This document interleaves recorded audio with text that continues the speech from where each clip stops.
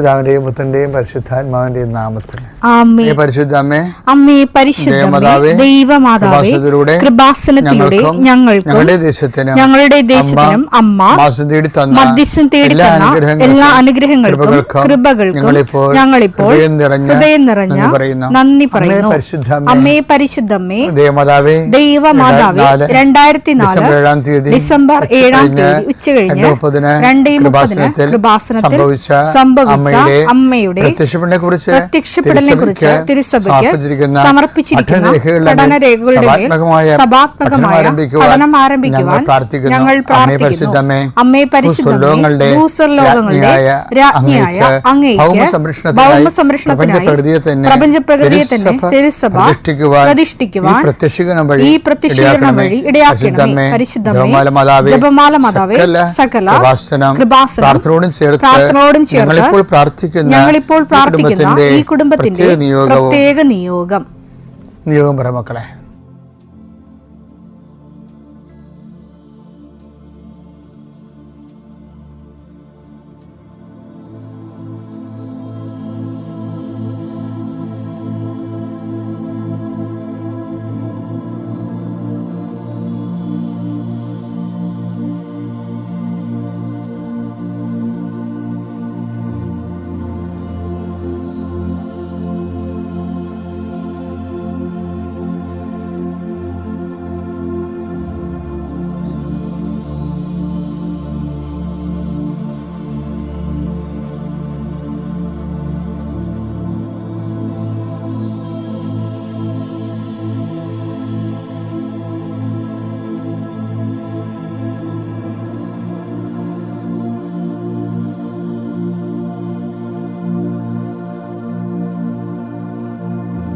അമ്മയുടെ പ്രത്യക്ഷീകരണത്തിന്റെ ഈ അനുഗ്രഹവേളയിൽ ഞങ്ങൾക്ക് സാധിച്ചു തരുവാൻ കനിയണമേ. ആമേൻ. വിശ്വാസ പ്രമാണം. സർവശക്തനായ പിതാവും ആകാശത്തിന്റെയും ഭൂമിയുടെയും സൃഷ്ടാവുമായ ദൈവത്തിൽ ഞാൻ വിശ്വസിക്കുന്നു. അവിടുത്തെ ഏകപുത്രനും ഞങ്ങളുടെ കർത്താവുമായ ഈശോമിശിഹായിലും ഞാൻ വിശ്വസിക്കുന്നു. ഈ പുത്രൻ പരിശുദ്ധാത്മാവിനാൽ ഗർഭസ്ഥനായി കന്യകാമറിയത്തിൽ നിന്ന് പിറന്ന് പൊന്തിയോസ് പീലാത്തോസിന്റെ കാലത്ത് പീഡകൾ സഹിച്ച് കുരിശിൽ തറയ്ക്കപ്പെട്ട് മരിച്ച് അടക്കപ്പെട്ട് പാതാളങ്ങളിൽ ഇറങ്ങി മരിച്ചവരുടെ ഇടയിൽ നിന്ന് 3-ാം നാൾ ഉയർത്ത് സ്വർഗത്തിലേക്ക് എഴുന്നള്ളി സർവശക്തിയുള്ള പിതാവായ ദൈവത്തിന്റെ വലതുഭാഗത്തിരിക്കുന്നു. അവിടെ നിന്ന് ജീവിക്കുന്നവരെയും മരിച്ചവരെയും വിധിക്കുവാൻ വരുമെന്നും ഞാൻ വിശ്വസിക്കുന്നു. പരിശുദ്ധാത്മാവിലും ഞാൻ വിശ്വസിക്കുന്നു. വിശുദ്ധ കത്തോലിക്കാ സഭയിലും പുണ്യവാന്മാരുടെ ഐക്യത്തിലും പാപങ്ങളുടെ മോചനത്തിലും ശരീരത്തിന്റെ ഉയർപ്പിലും നിത്യമായ ജീവിതത്തിലും ഞാൻ വിശ്വസിക്കുന്നു. ആമേൻ. സ്വർഗ്ഗസ്ഥനായ ഞങ്ങളുടെ പിതാവേ, അങ്ങയുടെ നാമം പൂജിതമാകണമേ. അങ്ങയുടെ രാജ്യം വരണമേ. അങ്ങയുടെ തിരുമനസ് സ്വർഗത്തിലെ പോലെ ഭൂമിയിലും ആകണമേ. അന്നു വേണ്ടുന്ന ആഹാരം ഇന്ന് ഞങ്ങൾക്ക് തരണമേ. ഞങ്ങളോട് തെറ്റ് ചെയ്യുന്നവരോട് ഞങ്ങൾ ക്ഷമിക്കുന്നത് പോലെ ഞങ്ങളുടെ തെറ്റുകൾ ഞങ്ങളോടും ക്ഷമിക്കണമേ. ഞങ്ങളെ പ്രലോഭനത്തിൽ ഉൾപ്പെടുത്തരുതേ, തിന്മയിൽ ഞങ്ങൾ രക്ഷിക്കണമേ. ആമേൻ. നന്മ നിറഞ്ഞ മറിയമേ, സ്വസ്തി. കർത്താവ് അങ്ങയുടെ കൂടെ സ്ത്രീകളിൽ അങ്ങ് അനുഗ്രഹിക്കപ്പെട്ടവളാകുന്നു. അങ്ങയുടെ ഉദരത്തിൻ ഫലമായി ഈശോ അനുഗ്രഹിക്കപ്പെട്ടവനാകുന്നു. പരിശുദ്ധ മറിയമേ, തമ്പുരാന്റെ അമ്മേ, പാപികളായ ഞങ്ങൾക്ക് വേണ്ടി ഇപ്പോഴും ഞങ്ങളുടെ മരണസമയത്തും തമ്പുരാനോട് അപേക്ഷിക്കണമേ. ആമേൻ. കർത്താവേ, നിന്റെ ഉന്നതമായ നാമത്തിന് സ്തോത്രം ചെയ്യുന്നു. കർത്താവേ, നിന്റെ വിശുദ്ധ പൗരോഹിത്യത്തെ മഹത്വപ്പെടുത്തണമേ. കർത്താവേ, സഭയിലുള്ള സാന്നിധ്യം പ്രകടമാക്കണമേ. 40 വർഷം ഞാൻ അർപ്പിച്ച കൃപാന്റെ യുഗതിയാണ്. കൃപാസനത്താരെ ജീവനോടെ പ്രത്യക്ഷപ്പെട്ട മാതാവിന്റെ മധ്യസ്ഥത്താൽ പിതാവിന്റെയും പുത്രന്റെയും പരിശുദ്ധാത്മാവിന്റെ നാമത്തിൽ ഞാൻ നിങ്ങളെ ആശീർവദിക്കുന്നു. കർത്താവേ, അങ്ങയുടെ മക്കളെ ഇന്ന് സഞ്ചരിക്കുന്ന ഓരോ വഴികളെയും നീ ആശീർവദിക്കണം. കർത്താവേ, അങ്ങയുടെ മക്കള് ഇന്ന് കണ്ടുമുട്ടുന്ന ഓരോ വ്യക്തികളിലും കർത്താവിൻ്റെ ശക്തി നിറയട്ടെ. കർത്താവേ, അങ്ങയുടെ മക്കള് ഇന്ന് യാത്ര തിരിക്കുന്ന ലക്ഷ്യം വെക്കുന്ന ഓരോ ലക്ഷ്യങ്ങളും കർത്താവിൻ്റെ നാമത്തിൽ സാധിക്കുകയും അനുഗ്രഹം പ്രാപിക്കുകയും ചെയ്യട്ടെ. ഇന്നത്തെ ദിവസം സമർപ്പിച്ച് പ്രാർത്ഥിക്കുക. കണ്ടുമുട്ടാൻ പോകുന്ന വ്യക്തികളെ മനസ്സിൽ കാണുക. ചെയ്യാൻ പോകുന്ന കാര്യങ്ങളെ മനസ്സിൽ കാണുക. ആരുടെയെങ്കിലും തരത്തിലുള്ള നീരസമോ സങ്കടമോ അല്ലെങ്കിൽ ആരെങ്കിലും ഒരു ഭയമോ എന്തെങ്കിലും വിഷയങ്ങളുണ്ടെങ്കിൽ ആ മേഖലകളിലെല്ലാം പരിശുദ്ധമ്മ തൻ്റെ നീല മേലങ്കിയാൽ അങ്ങോട്ട് മക്കളെ പൊതിഞ്ഞ് പിടിക്കട്ടെ എന്ന് പ്രാർത്ഥിക്കുന്ന. ഇന്നത്തെ എല്ലാ ഉത്തരവാദിത്തം നിറവേറ്റിക്കൊണ്ട് നിങ്ങൾ രാത്രി തിരിച്ചു വരുമ്പോഴേ സമാധാനം നിങ്ങളുടെ ഹൃദയത്തിൽ ഉണ്ടാകാൻ ഇടയാക്കട്ടെ എന്ന് പ്രാർത്ഥിക്കുന്നു. നിത്യം പിതാവും പുത്രനും പരിശുദ്ധാത്മാവിനെ. ഏറ്റവും പ്രിയപ്പെട്ട സഹോദരങ്ങളെ, വചനത്തിൻ്റെ ഓൺലൈൻ റീഡിങ്, ഓൺലൈൻ ട്രാൻസ്ലേഷൻ, വചനത്തിൻ്റെ ഓൺലൈനായിട്ടുള്ള വായനയും തർജ്ജിമയും പ്രാപിക്കുന്നതിന് വേണ്ടിയുള്ള ദൈവാനുഭവ മുന്നേറ്റങ്ങളാണ്. ഉടമ്പടിയിലെ വചന വായന കൊണ്ട് ഒരാൾ കരസ്ഥമാക്കേണ്ടത്. അരമണിക്കൂർ നമ്മൾ വചനം വായിക്കണ്ടേ? അവർക്ക് അച്ഛൻ പറഞ്ഞതൊക്കെ മനസ്സിലുണ്ടാവണം. അതിലൊന്ന്, നിൻ്റെ കർത്താവ് ദൈവം ഞാനാകുന്നു. അപ്പം അതിനൊരു പേര് വേർഡുണ്ടാകും. എപ്പോഴും ഒരു ഷാഡോ വേർഡുണ്ട്. ഞാൻ ഷാഡോ വേർഡെന്നാണ് പറയണത്. ഷാഡോ വേർഡെന്ന് പറഞ്ഞു കഴിഞ്ഞാൽ അത് വസ്തു നിഴലും പോലെ ആണെങ്കിലും നിഴൽ ചിലപ്പോൾ വസ്തുവായിട്ട് മാറും. അത് ഒരു കൺവേർഷൻ വായിക്കുമ്പോൾ ഒരു വസ്തുവിനെല്ലാം നിഴലുണ്ടാകുമല്ലോ. അവിടെ ഇതിനൊക്കെ നിഴലുണ്ട്. അപ്പം നിഴൽ കൺവേർട്ട് ചെയ്ത് വസ്തുവായിട്ട് മാറും. അപ്പോൾ വസ്തു വേറെ നിഴലായിട്ട് പോകത്തില്ല. അത് അതേപോലെ തന്നെ നിന്നിട്ടുണ്ട്. വേറെ അതിൻ്റെ അന്തർലീനമായിട്ട് പോകുന്ന ദൈവത്തിൻ്റെ മനസ്സ് വെളിപ്പെടുത്തും. ഇപ്പം എന്താ വചനം? പുറപ്പാട് 22 വായിച്ചു. അടിമത്തത്തിന്റെ ഭവനമായ ഈജിപ്തിൽ നിന്ന് നിന്നെ പുറത്തു കൊണ്ടുവന്ന ഞാനാണ് നിന്റെ ദൈവമായ കർത്താവ്. ഞാനല്ലാതെ വേറെ ദേവന്മാർ നിനക്കുണ്ടാകരുത്. എൻ്റെ വിഷയം എന്ന് വെച്ചാൽ നമ്മളുടെ ശ്രദ്ധ വ്യത്യസ്തങ്ങളായ രീതിയിൽ ഇൻവെസ്റ്റ് ചെയ്യപ്പെടുന്നത് ആധ്യാത്മികമായ ഒരു പരാജയമാണ്. ഇപ്പം നിൻ്റെ കർത്താവ് ദൈവം ഞാനാകുന്നു എന്ന് പറയുമ്പോൾ ഞാനല്ലാതെ മറ്റൊരു ദൈവം നിനക്കുണ്ടാവരുതെന്ന് പറയുന്നത് നമ്മൾ എപ്പോഴും കേൾക്കണ വചനമാണെങ്കിലും ഇതുപോലെ കേട്ടിട്ട് പ്രയോജനമില്ലാത്തൊരു വചനം ബൈബിളിലില്ല. കേട്ടിട്ട് ആൾക്കാർക്ക് പ്രയോജനം ഉണ്ടാകാത്തൊരു വചനം. എന്താ കാര്യം വെച്ചാൽ അർത്ഥം അറിയാത്തത് കൊണ്ടാണ് സംഭവം. ഒരു വിഭാഗം ഇത് ചുമ്മാ വിഗ്രഹ ആരാധന എന്ന് പറഞ്ഞുകൊണ്ട് കാറിക്കൂവി മനുഷ്യൻ്റെ ശ്രദ്ധ തിരിച്ചു കളയും. എന്താ കാര്യം വെച്ചാൽ ദൈവത്തിന് പ്രാധാന്യം കൊടുക്കുന്നതിന് പകരം വേറെ എന്തിന് പ്രാധാന്യം കൊടുത്താലും ആർക്ക് പ്രാധാന്യം കൊടുത്താലും അത് കൺവേർട്ട് ചെയ്ത് വേറൊരു ദൈവമായിട്ട് വരുമെന്ന്. അപ്പോൾ വേറെ ദൈവം ഞാനില്ലാതെ മറ്റൊരു ദൈവം നിനക്കുണ്ടാവുമെന്ന് പറയുമ്പോൾ ശരിക്കും പറഞ്ഞാൽ ഒരു ദൈവമല്ല, ഒരു 9000 ദൈവമായിട്ടാണ് നമ്മൾ സഞ്ചരിക്കുന്നത്. കാര്യം വെച്ചാൽ എന്തിന് പ്രാധാന്യം കൊടുക്കുന്നത് അതാണ് എൻ്റെ ദൈവം. എന്തിന് പ്രാധാന്യം കൊടുക്കുന്നുവോ അതാണ് നമ്മുടെ ദൈവം. അതായത് ദൈവത്തിൻ്റെ പണ്ട് പോലെ എനിക്കിപ്പോൾ ഇത്രയും നാൾ മനസ്സിലാക്കണം. എങ്ങനെ അറിയാം? നമുക്ക് ഏറ്റവും കൂടുതൽ പ്രയാസമാണ് ദൈവത്തിൻ്റെ കൂടെ നടക്കാൻ. അത് ഞാൻ പറയണതല്ല, എൻ്റെ കുഞ്ഞുങ്ങളെ എന്ത് പ്രയാസമാണെന്നോ.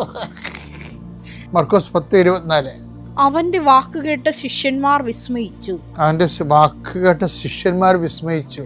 യേശു വീണ്ടും അവരോട് പറഞ്ഞു, മക്കളെ, എൻ്റെ കുഞ്ഞുങ്ങളെ, ദൈവരാജ്യത്തിൽ പ്രവേശിക്കുക എത്ര പ്രയാസം.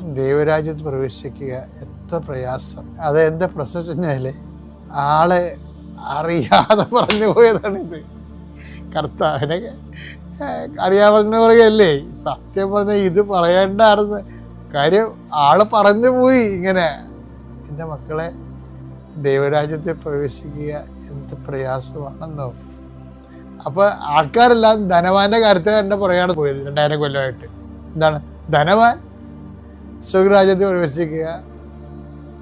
അപ്പോൾ അങ്ങനെയാണെങ്കിൽ ഈ ബിസിനസ്സുകാരും മറ്റേ ആളുള്ള ആൾക്കാരും 10 പൈസ ഉള്ളവരാരും ദൈവരാജ്യത്തിൽ പ്രവേശിക്കുകയില്ലേ? അത് ചില അണ്ണന്മാർ, അവർക്ക് ജന്മന ഈ ധനവാന്മാരോട് കോംപ്ലക്സ് ഉള്ള ആൾക്കാരുണ്ട്, അവരെ കരുതേക്കാൻ വേണ്ടി ചില ആൾക്കാർ ഉപയോഗിക്കുക. അത് കോംപ്ലക്സ് ആണ് ശരിക്കും.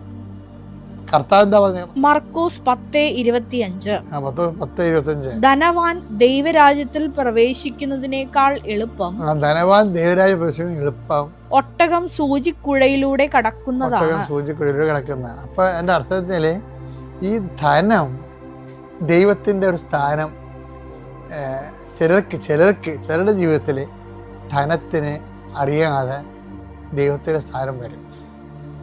പിന്നെ അവർ വിശ്വാസം വിറ്റുവരെ ധനം സമ്പാദിക്കാൻ നോക്കുമ്പോൾ ധനം അവരുടെ ഉള്ളിലുള്ള ദൈവത്തെക്കാളും വലിയ ദൈവമായിട്ട് ധനം മാറും. അത് ധനം മാത്രമല്ല, നമ്മൾ ദൈവത്തെക്കാൾ എന്തിന് പ്രാധാന്യം കൊടുക്കുന്നുവോ. ഇപ്പം നിസ്സാര കാര്യം. അപ്പം അതിന് വലിയ ആൾക്കാരും ചെറിയ ആൾക്കാരൊന്നും ഇല്ല. ചെറിയവരുടെ ഇടയിലും വലിയവരുടെ ഇടയിലും ദൈവത്തെ അവരുടെ ആഗ്രഹത്തിനേക്കാളും അവർ ഇഷ്ടപ്പെടുന്ന വിഷയത്തെക്കാളും വ്യക്തികളെക്കാളും താഴ്ന്ന നിലവാരമാണ് ദൈവത്തിന് കൊടുക്കുന്നത്. ഇപ്പം ഉദാഹരണത്തിന് ഞാൻ പണ്ടൊക്കെ, ഇപ്പോഴങ്ങനെയുള്ള ആൾക്കാരൊക്കെ ഒന്നും കാണുന്നില്ല. ഇപ്പം പണ്ടൊക്കെ ഈ കുടുംബങ്ങളിലൊക്കെ നമ്മൾ ബ്ലെസ് ചെയ്യാൻ വേണ്ടി ചെല്ലുമ്പോഴാണ് വല്യമ്മച്ചിമാരോടൊക്കെ ചോദിക്കുകയും, വല്യമ്മച്ചി 2 ആഴ്ച പള്ളി കണ്ടില്ല എന്ന് പറയും. എൻ്റെ കഴുത്തലുണ്ടായിരുന്ന പണയം വെച്ചെന്ന് പറയും.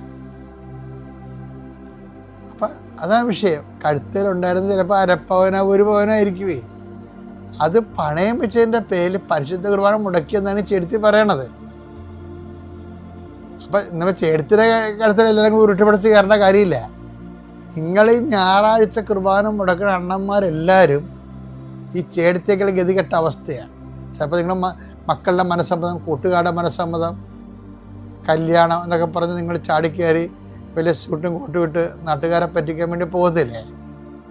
അതെല്ലാം കുർബാനയും മുടക്കിയിട്ടല്ലേ പോണ ചില ആൾക്കാർ. അപ്പോൾ അത് ഒരു ദൈവമായിട്ട് മാറുകയാണ്. അപ്പം ദൈവമായിട്ടുള്ള ബന്ധം എന്താണ്?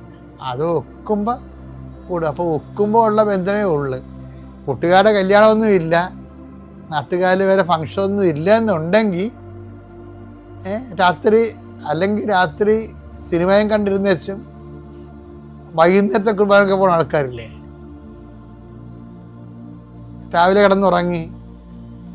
ഇപ്പം ചിലരാണെങ്കിൽ പണ്ട് ഭാര്യമാരൊക്കെ ഉടുപ്പൊക്കെ തേച്ച് ശനിയാഴ്ച തേച്ച് അലക്കി ഇട്ട് ഭർത്താവ് വീട്ടിൽ കയറി ഒരു വെറുതെ പോയി നാളെ ഞായറാഴ്ചയാണേ എന്ന് പറയും. എന്ന് വെച്ച് കഴിഞ്ഞാൽ കിടന്നുറങ്ങരുതെന്ന, രാവിലെ പള്ളിയിൽ പോകാനാണ് ഞാൻ നിങ്ങളുടെ ഉടുപ്പ് തേക്കണമെന്ന് പറയണത്.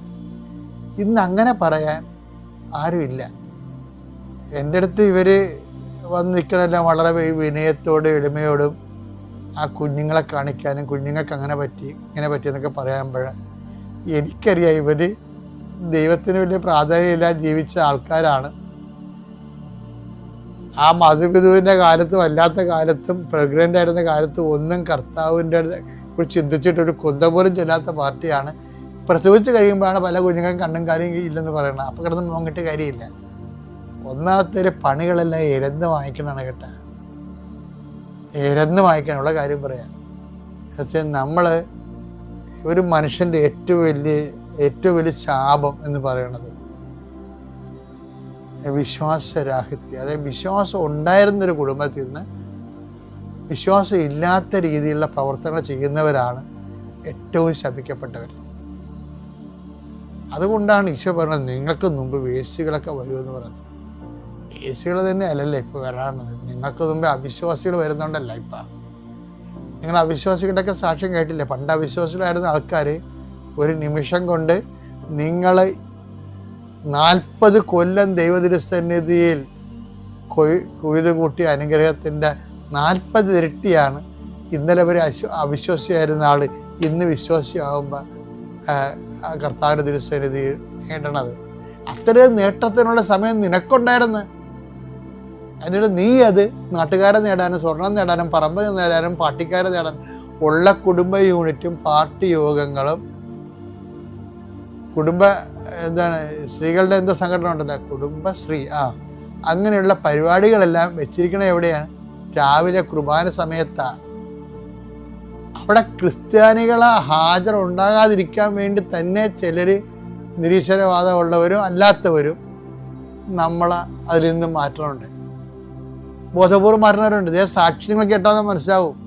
തന്ത്രപൂർവ്വം കുടുംബശ്രീ എന്ന് മാറ്റുന്നതിൻ്റെ വേണ്ടി എടുത്തിരിക്കുന്ന നിലപാടുകൾ, പാർട്ടി യോഗത്തിൽ നിന്ന് എടുത്ത നിലപാടുകൾ, അങ്ങനെ കാലാന്തരത്തിൽ ദൈവത്തെയും പള്ളിയെയും ഉപേക്ഷിച്ചവർ മാത്രം പാർട്ടി പ്രവർത്തിച്ചാൽ മതിയെന്ന് പറഞ്ഞുകൊണ്ട് നമ്മുടെ കുർബാന സമയത്ത് ട്യൂഷൻ, നമ്മുടെ കുർബാന സമയത്ത് പാർട്ടി സമ്മേളനം, പരിശുദ്ധ കുർബാനയുടെ സമയത്ത് അതുപോലെ തന്നെയുള്ള യോഗങ്ങളൊക്കെ വെച്ചിട്ട് പതുക്കെ ഒന്നെങ്കിൽ അത് നിന്നെ ആശ്രയിച്ചിരിക്കും. ഒന്നെങ്കിൽ നിന്നെ പാർട്ടിയിൽ നിന്ന് അവർ മാറ്റും, അല്ലെങ്കിൽ അവിടുത്തെ ആനുകൂല്യം നിനക്ക് തരത്തില്ല, അല്ലെങ്കിൽ നിനക്ക്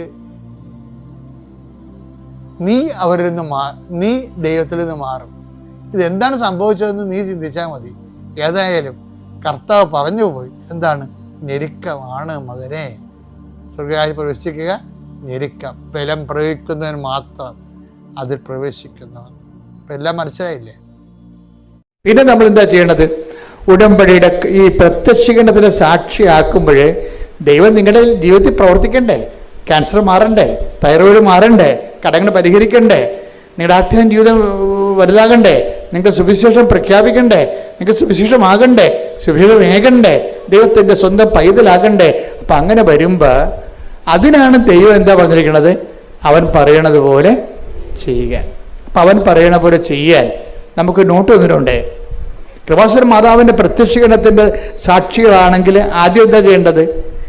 അമ്മ ആദ്യം എന്താണ് ചെയ്തത്? ഒരു കുടുംബത്തിന് പ്രയാസങ്ങൾ വന്ന സമയത്ത്, ഒരു കുടുംബത്തിന് അപമാനം വന്ന സമയത്ത്, ഒരു കുടുംബത്തിന് നിക്കക്കളിയില്ലാത്ത സമയത്ത്, ഒരു കുടുംബത്തിന് അപമാനം വന്നപ്പോൾ അമ്മ എന്ത് ചെയ്യണമെന്നാണ് ദൈവം ആഗ്രഹിച്ചത്?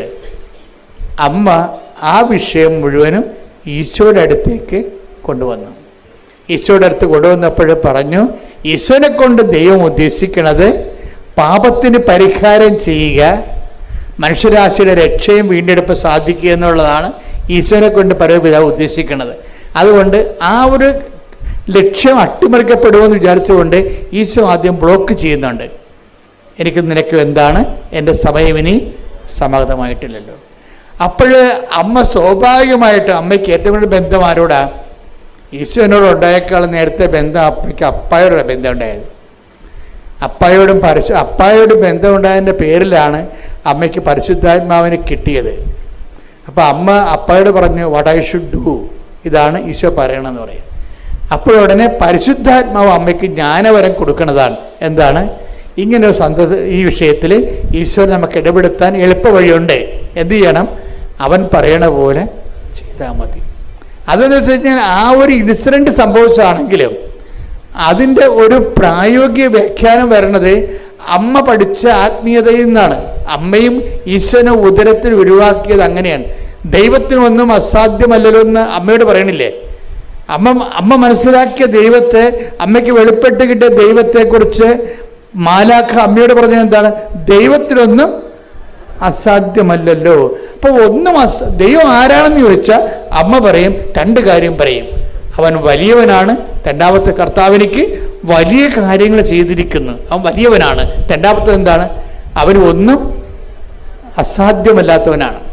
അപ്പോൾ ഒന്നും അസാധ്യമല്ലാത്ത ദൈവത്തിനെ എങ്ങനെയാണ് നമ്മുടെ ജീവിതത്തിലേക്ക് കൊണ്ടുവരേണ്ടതെന്ന് ജ്ഞാനവരം വേണം. ആ ജ്ഞാനവരം പരിശുദ്ധാത്മാവ് അമ്മയ്ക്ക് നേരത്തെ പാഠങ്ങൾ കൊടുത്തിട്ടുണ്ട്. നീ ഗർഭം ധരിച്ചു ഒരു പുത്രനെ പ്രസവിക്കുമെന്ന് പറയുമ്പോഴേ ഈശോ പറഞ്ഞ സംഭവങ്ങൾ തന്നെ അതിൻ്റെ ഒരു ബാലൻസ് തന്നെ അമ്മയും പണ്ട് ദൈവത്തോട് സംസാരിച്ചതാണ്. ഇതെങ്ങനെ സംഭവിക്കും? ഇതെങ്ങനെ സംഭവിക്കും? ഞാൻ പുരുഷനെ അറിയുന്നില്ലല്ലോ. അത് തന്നെയാണ് അതിൻ്റെ തന്നെ വേറെ ഒരു ഭാഷയാണ് എനിക്കും നിനക്കും. എന്ത്? എൻ്റെ സമയം ഇനിയും സമാഗതമായിട്ടില്ലല്ലോ. അതാണ് സംഭവം. രണ്ടും ഒന്ന് തന്നെയാണ്. ഇപ്പം പണ്ട് ഈശോയ്ക്ക് പകരം അമ്മയാണ് ഈ ചോദ്യം ചോദിച്ചത്. അമ്മ എന്താണ് ഈ അപ്പയോട് ചോദിച്ചത്? ഇതെങ്ങനെ സംഭവിക്കും? അപ്പം പരിശുദ്ധാത്മാവ് അമ്മയ്ക്ക് ഒരു ആൻസർ കൊടുത്തു. എന്താ പറഞ്ഞത്? ഞാൻ പരിശുദ്ധാത്മാവ് നിന്റെ മേൽ വരും.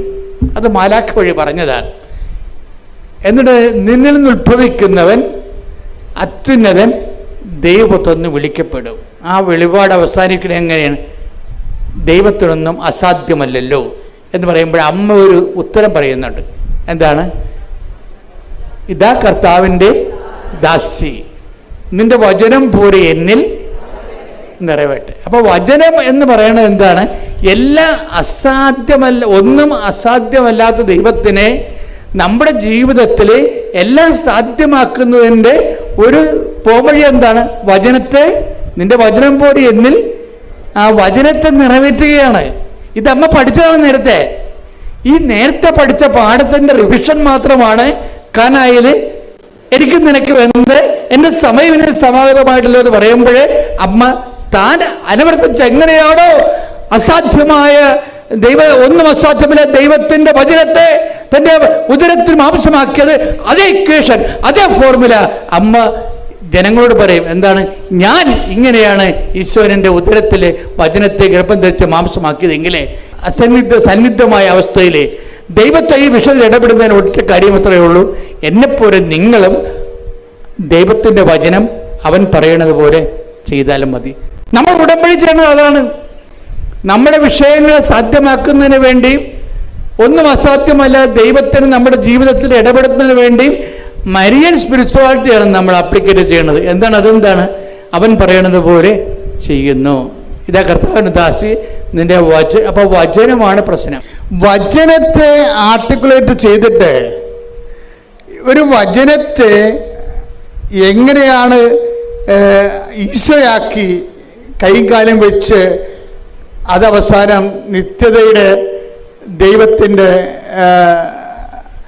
പദ്ധതിയാക്കി മാറ്റിയത്, അതേ പ്രിൻസിപ്പിൾ തന്നെയാണ് നമ്മുടെ ജീവിതത്തിൽ. ഇപ്പം നമ്മൾ ഉടമ്പടിയിൽ എന്താ ചെയ്യണത്? നമ്മുടെ കോമ്പറ്റൻസി വർദ്ധിപ്പിക്കും, അല്ലേ? കോമ്പറ്റൻസി എന്ന് പറഞ്ഞാൽ ആദ്യം നമ്മൾ ചെയ്യണത് എന്താണ്? ദൈവത്തോട് ഉടമ്പടി ചെയ്യാൻ, നമ്മൾ ദൈവത്തോട് ഉടമ്പടി ചെയ്യാനോ ദൈവത്തിൻ്റെ മുഖത്ത് നോക്കാനോ ദൈവത്തിൻ്റെ വാക്ക്, കർത്താവിന് നാമം വൃഥ പ്രയോഗിക്കുന്ന പോലും നമ്മുടെ പ്രമാണത്തിലുണ്ട്. ആ പ്രമാണം കാലഹരണപ്പെട്ടിട്ടില്ല, അല്ലേ? കർത്താവിന് നാമം വൃഥ 10 കൽപ്പന ഉള്ളതാണ്. അപ്പം ദൈവത്തിന് നാമം പോലും പ്രയോഗിക്കുന്നത് ഭയപ്പെട്ടാണ് ഉപയോഗിക്കുന്നത്. ആ ഒരു സ്ഥാനത്താണ് നമ്മൾ ദൈവത്തോട് ഉടമ്പടി ചെയ്യണത്, ഈശോനോട് ഉടമ്പടി ചെയ്യണത്. ഉടമ്പടി ചെയ്യുന്ന ആരിലൂടെയാണ് നമ്മൾ ചെയ്യണത്? അതിന് നമ്മൾ ചെയ്യുന്ന ആ ഉടമ്പടി ചെയ്യാനുള്ള യോഗ്യത കൈവരിക്കുന്നത് എങ്ങനെയാണ്? കോമ്പറ്റൻസിയിലൂടെയാണ്. കോമ്പറ്റൻസി എന്താണ്? നമ്മൾ ദൈവത്തോട് ഉടമ്പടി ചെയ്യാൻ പറ്റുന്ന ഒരാളായിട്ട് നമ്മളെ തന്നെ ഈ 3 മാസം കൊണ്ട് നമ്മൾ ഒരുക്കും. ദൈവത്തോട് ഉടമ്പടി ചെയ്യാൻ പറ്റുന്ന ഒരാളായിട്ട് നമ്മളെ തന്നെ ഒരുക്കും. അതെങ്ങനെ നമ്മൾ ഒരുക്കണത്? അത് 3 പോയിന്റിലൂടെ നമ്മൾ ഒരുക്കണത്, കോമ്പറ്റൻസി വർദ്ധിപ്പിക്കണത്. ചില ആൾക്കാരുടെ ഉടമ്പടി ഇപ്പോഴും കത്താത്തത് എന്താണെന്നറിയാവാ? നിങ്ങളുടെ കോമ്പറ്റൻസി ഇല്ലാത്ത കാരണം ഇപ്പോഴും ഉടമ്പടിയായി ദൈവം അംഗീകരിച്ചിട്ടില്ല. അതാണ് പ്രശ്നം. ചില ആൾക്കാരുടെ ഉടമ്പടി കത്താത്തത് എന്താ കാര്യം? നിങ്ങൾ ഇപ്പോഴും ദൈവത്തോട് ഉടമ്പടി ചെയ്യാൻ പറ്റുന്ന ഒരാളായിട്ട് ദൈവം കണ്ടിട്ടില്ല.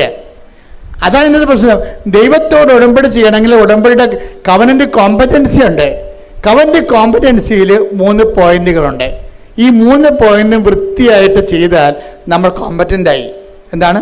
ദൈവത്തോട് ഉടമ്പടി ചെയ്യാൻ പറ്റുന്ന ഒരാളായി മാറി. ഒന്നാമത്തത് എന്താണ്? അനുദപിക്കുക, വചനത്തിൽ വിശ്വസിക്കുക. അതാണ് സംഭവം. ഒന്നാമത്തത് നമ്മൾ ആദ്യമായി ഈ ഭാഗം നമ്മൾ ചെയ്തില്ലെങ്കിൽ ബാക്കി രണ്ടും ചെയ്യാൻ പറ്റത്തില്ല. അതാണ് ഏറ്റവും വലിയ വിഷയം. പലർക്കും ഉടമ്പടി വന്നിരിക്കുന്ന ഒരു ചെറിയ പരാജയം അതാണ്.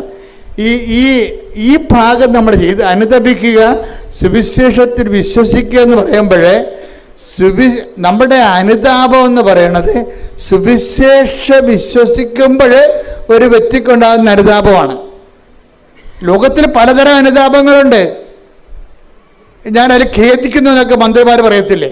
അങ്ങനെ ഞാൻ അന്ന് പറഞ്ഞതിൽ ഞാൻ ഖേദിക്കുന്നു. ആ ഖേദമൊന്നും അനുതാപമല്ല.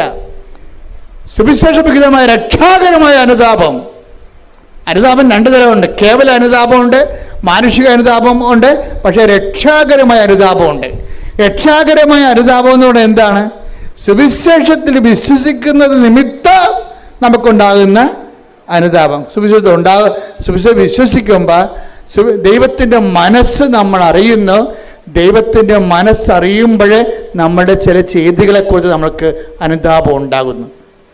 അതുകൊണ്ടാണ് സുവിശേഷത്തിന് ധ്യാനം എപ്പോഴും കൂടണം. എപ്പോഴും നിങ്ങൾ സുവിശേഷത്തിൻ്റെ വായിക്കണമെന്നൊക്കെ അച്ഛൻ പറയുന്നതിൻ്റെ കാരണം അതാണ്. പ്രാർത്ഥിക്കുക, കർത്താവ് ദൈവമേ, രക്ഷാകരമായ അനുതാപം എന്നിൽ ജനിച്ച് ദൈവത്തോട് ഉടമ്പടി ചെയ്യാൻ യോഗ്യതയുള്ള വ്യക്തിയായി മാറുന്നതിനായി കർത്താവേ, സുവിശേഷവിഹിതമായ അനുതാപത്താൽ എന്നെ അഭിഷേകം ചെയ്യണം. മഹത്വം മഹത്വം ആരാധന ആരാധന ഹല്ലേലൂയ ഹല്ലേലൂയ. ദൈവപിതാവേ നന്ദി, ദൈവപിതാവേ മഹത്വം, ദൈവപിതാവേ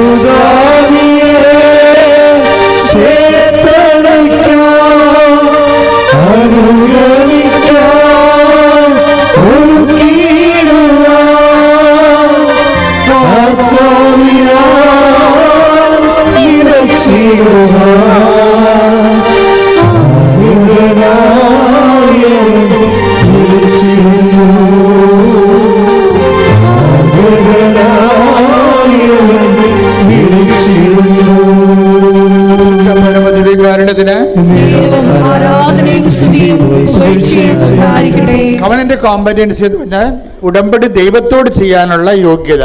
ഒന്നാമത്തെ പോയിന്റ് കഴിഞ്ഞല്ലേ. ഇനി രണ്ടാമത്തെ പോയിന്റ് ഉണ്ട്. ആദ്യത്തെ പോയിന്റ് എന്താണ്? അനുദപിക്കുക, വിശ്വസിക്കുക.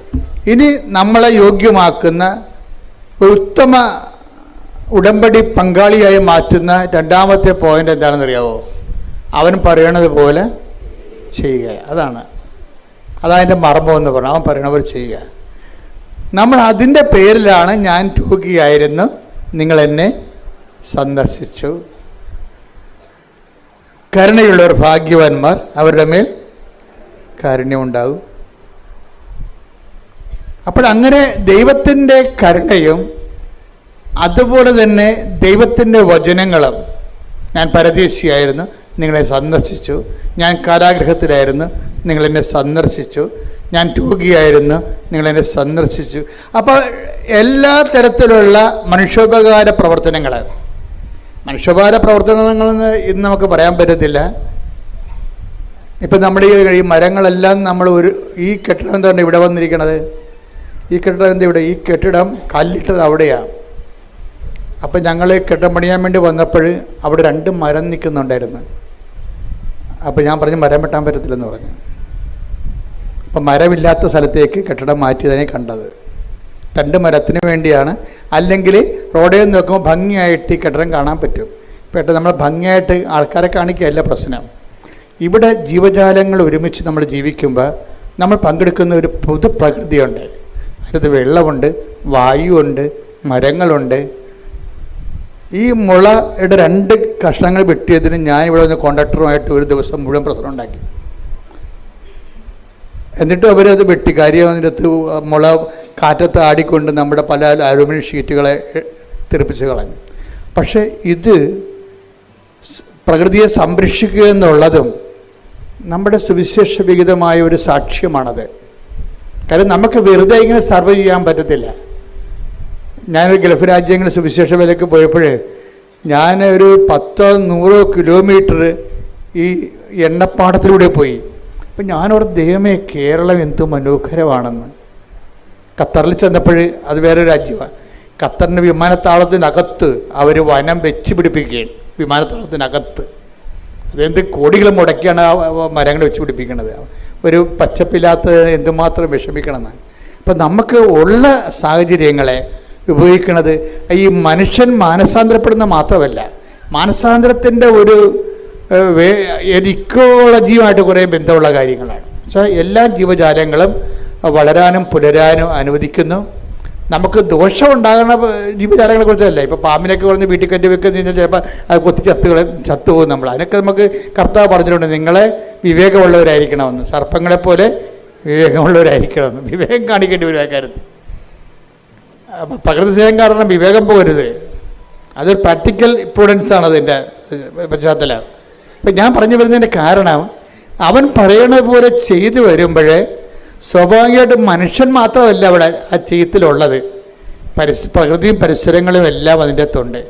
നമുക്ക് സ്വസ്ഥവും സമാധാനമായിട്ട് ജീവിക്കണമെങ്കിൽ ഇപ്പോൾ ആലപ്പുഴ വരുമ്പോൾ നമുക്ക് ഉണ്ടാകുന്നൊരു പ്രശ്നം എന്താ, ഇവിടുത്തെ എയർ ഇത്തിരി കട്ടിയാണ്. പക്ഷേ ഇടുക്കി ചെന്ന് കഴിഞ്ഞാൽ ഞാൻ പറഞ്ഞ ഇടയ്ക്ക് ഞാൻ കാട്ടിൽ പോകും. എന്തിനാണെന്ന് അറിയാം, നല്ല ഫ്രഷ് ഓക്സിജൻ കിട്ടാൻ വേണ്ടിയാണ്. ഒരു ദിവസം മുഴുവനും കാട്ടിലൂടെ ഞാനും സണ്ണിയും കൂടി വെറുതെ സഞ്ചരിച്ച് അങ്ങോട്ടും ഇങ്ങോട്ടും വെറുതെ കാറിൻ്റെ ഡോറ് തുറന്നിട്ട്, എന്ന് വെച്ച് കഴിഞ്ഞാൽ അതൊരു ട്രീറ്റ്മെൻറ്റാണ് ശരിക്കും പറഞ്ഞാൽ. അത് നമ്മൾ ദൈവം തന്ന ഏറ്റവും വലിയ നിധിയാണ് ഈ പ്രാണവായു എന്ന്. പ്രാണവായുവിൻ്റെ സാഹചര്യങ്ങൾ നമ്മുടെ ജീവിതത്തിൻ്റെ പരിസരങ്ങൾക്ക് ചുറ്റും നമ്മൾ ജനിപ്പിക്കണം. ഇതുപോലെ ഓക്സിജൻ കൊടുക്കുന്ന പേരാല് അത് മരിക്കാൻ പോയിട്ട് അതിനെ രാത്രി പൊക്കിയെടുത്ത് ചീഞ്ഞ ഭാഗം വെട്ടിയിട്ട് പിന്നെ സംരക്ഷിച്ച് വെച്ചിരിക്കുകയാണ്. അത് ഓക്സിജൻ കൊടുക്കുന്നതാണ്. എന്ന പ്രശ്നം വെച്ച് കഴിഞ്ഞാൽ നമ്മളുടെ ജീവിതത്തിൽ നമ്മുടെ പരിസരങ്ങളും എല്ലാവർക്കും സൗഹൃദമായിട്ട് വളർന്നു വരുന്നതിന് വേണ്ടി നമ്മളെടുക്കുന്ന നിലപാടുകളും സുവിശേഷത്തിൻ്റെ ഒരു സാക്ഷീകരണത്തിൻ്റെ ഭാഗമാണ് എല്ലാം. ഇപ്പോൾ ഒരു കാഴ്ചപ്പാടാണ് നമുക്ക് കർത്താവ് നൽകിയിരിക്കുന്നത്. അതെല്ലാം ഉടമ്പടിയുടെ പരിധി വരണതാണ്. അവൻ പറയണത് പോലെ ചെയ്യുക, പ്രാർത്ഥിക്കുക. കർത്താവായ ദൈവമേ, ദീനാനുകമ്പയോടുകൂടി മനുഷ്യനോട് പെരുമാറുമ്പോൾ തന്നെ സർവ്വജീവജാലങ്ങളോടും പ്രകൃതിയോടും ശുദ്ധമായ വെള്ളവും ശുദ്ധമായ വായുവും ഇവിടെ സംരക്ഷിക്കപ്പെടാൻ വേണ്ടി ദൈവമേ, അവൻ പറയണത് പോലെ ഞാൻ രോഗിയായിരുന്നു, നിങ്ങൾ എന്നെ സന്ദർശിച്ചു. പ്രകൃതിയും പരിസരവും രോഗാതുരമാകുമ്പോൾ മനുഷ്യരാശിക്ക് വേണ്ടി ദൈവത്തിന്റെ സൃഷ്ടിയെ സംരക്ഷിക്കാനുള്ള വിശുദ്ധമായ പ്രതിബദ്ധതയാൽ എന്നെ അഭിഷേകം ചെയ്യണമേ.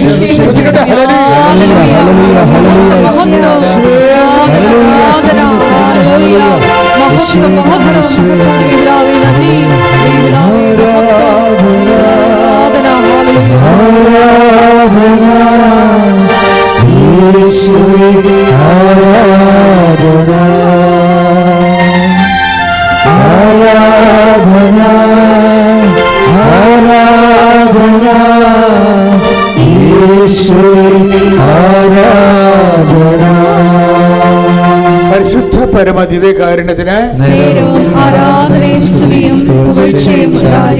അപ്പോഴേ നമ്മളെ രണ്ടാമത്തെ വിഷയം കോമ്പറ്റൻസിയുടെ വിഷയമാണ്.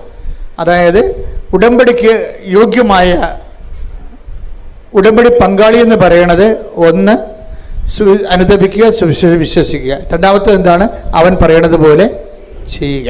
അതെന്താണ്, ദിനാനുകമ്പയും അതുപോലെ തന്നെ മനുഷ്യനോടുള്ള പ്രകൃതിയോടുള്ള പ്രതിബദ്ധതയുമാണ്.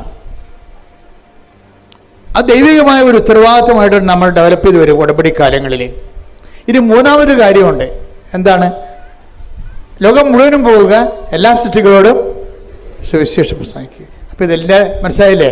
അതാണ് നമ്മൾ 28 പത്രം കൃപാസനത്തിനുള്ള വിവിധ ഭാഷകളിൽ. ഇനിയും നിങ്ങൾ പ്രാർത്ഥിക്കണം. കൃപാസനത്തിൽ എല്ലാ തരത്തിലുള്ള ഭാഷകൾ. പപ്പുവ ഗിനിയിൽ കുറച്ച് ആൾക്കാരോട് താമസിക്കുന്നുണ്ട്. ഞാൻ ചില സമയത്ത് ഓർക്കും, അവിടെ നിന്ന് ആരെങ്കിലും വന്നിരുന്നെങ്കിൽ അവിടെ കുറച്ച് ആൾക്കാരേ ഉള്ളൂ, എങ്കിലും അവർക്ക് വേണ്ടി ഒരു പത്രം ഇറക്കാമെന്ന്. അതിൻ്റെ കാര്യം, കർത്താവിനെ അറിയാത്തവരെ അറിയിക്കണം. നിങ്ങളിപ്പോൾ കൃപാസന മാതാവിനെ പ്രൊമോട്ട് ചെയ്യുമ്പോൾ മാതാവിനെ ഒരു കൊമേഴ്സ്യൽ ഐക്കണായിട്ടല്ല പ്രൊമോട്ട് ചെയ്യേണ്ടത്, മറിച്ച് ക്രിസ്തുവിലേക്ക് എത്തിച്ചേരാൻ പറ്റുന്ന ഒരു പാലമായിട്ട് വേണം നിങ്ങൾ പ്രൊമോട്ട് ചെയ്യാൻ. മനസ്സിലായില്ലേ? ഞങ്ങളൊക്കെ അങ്ങനെ പ്രൊമോട്ട് ചെയ്യണത്. മാതാവിനെ പ്രൊമോട്ട് ചെയ്യുന്നതിൻ്റെ ഉദ്ദേശം എന്താണ്? ക്രിസ്തുവിലേക്ക് മനുഷ്യരാശിക്ക് എളുപ്പത്തിൽ ചെല്ലാൻ പറ്റുന്ന ഒരു പാലമാണ് അമ്മ. എളുപ്പത്തിൽ ഷോർട്ട് കട്ടാണ്. മരിയൻ ആരാണെന്ന് വെച്ച് കഴിഞ്ഞാൽ ഷോർട്ട് കട്ട്. മരിയനെപ്പോലെ ഷോർട്ട് കട്ട് ആരുമില്ല. മരിയനെപ്പോലെ അത്ര ഏത് ആംഗിളിലും 365 ഡിഗ്രി ചെരിഞ്ഞ് പ്രവർത്തിക്കുന്ന ആളാണ്. 360 ഡിഗ്രി തെക്ക് ഇടക്കും വലത്തും എല്ലാം ചെരിഞ്ഞ് പ്രവർത്തിക്കും. ഒരു യാതൊരു ഇൻഹിബിഷൻസും ഇല്ലാതെ, പരിമിതികളില്ലാതെ, പരിമിതികളില്ലാതെ പ്രവർത്തിക്കുന്നത് കൊണ്ടാണ് പരിശുദ്ധ മറിയം തമ്പുരാൻ്റെ അമ്മയെ പാപികളാണെങ്കിലും ഞങ്ങൾക്ക് അമ്മ മാത്രമേ ഉള്ളൂ. മനസ്സിലായില്ലേ?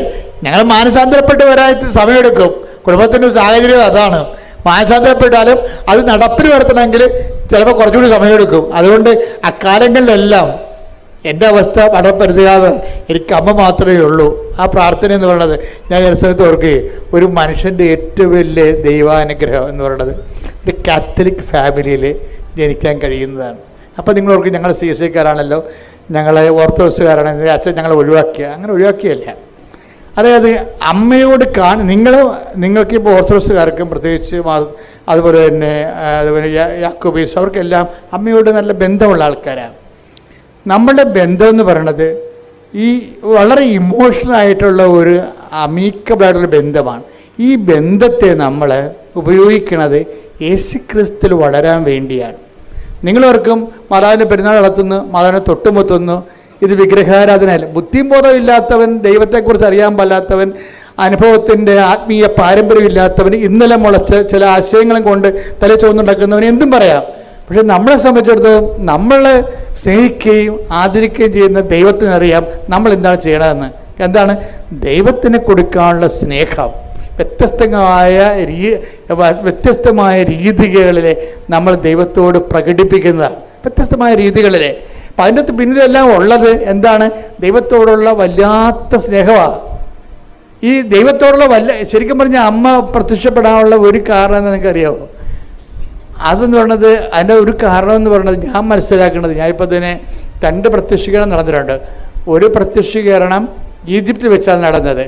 അത് അമ്മ രാത്രി 2 മണിക്ക് വന്ന് 4 വിരലുകൾ എൻ്റെ വായിലിട്ട് ഞാൻ എല്ലാ ഇടക്കും തന്നെ ധ്യാനത്തിൽ പറയും.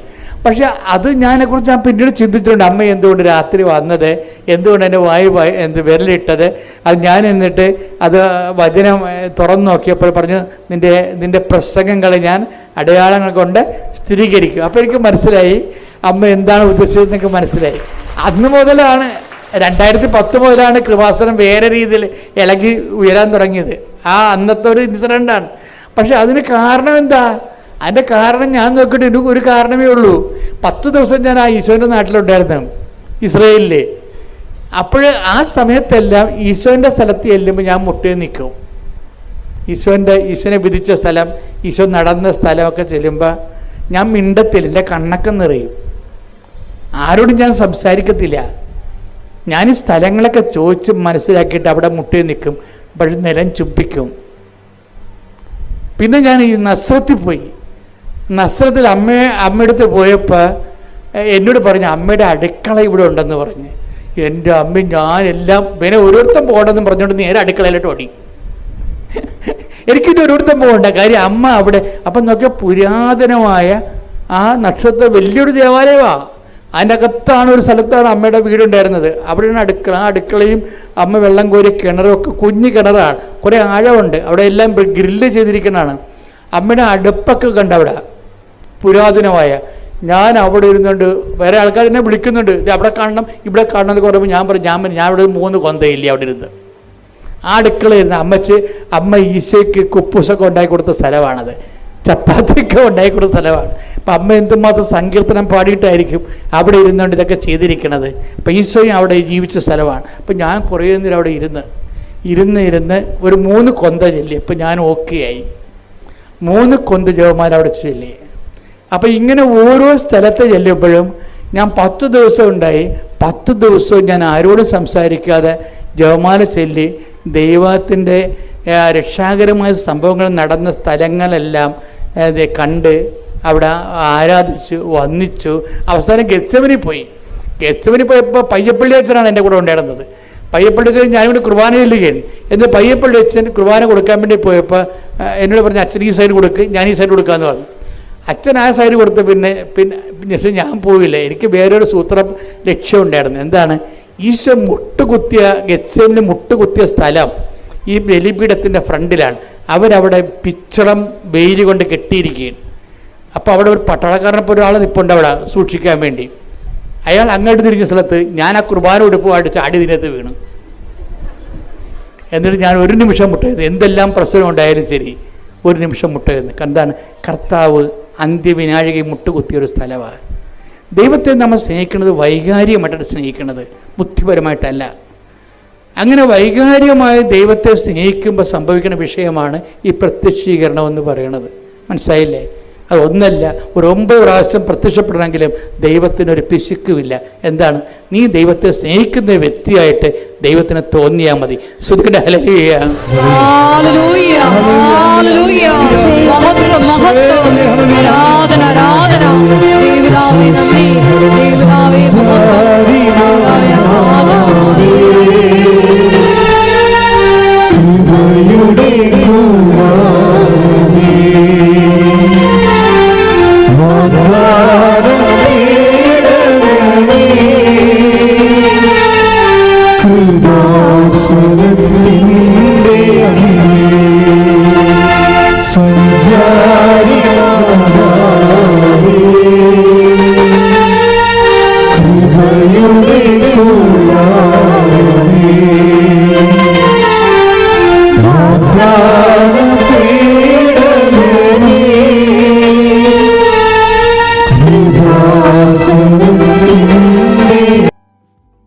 പരിശുദ്ധ അമ്മ മാതാവിനും ഉണ്ണീശോയ്ക്കും ഔസേപ്പിതാവിനും 1000 നന്ദി പറയുന്നു.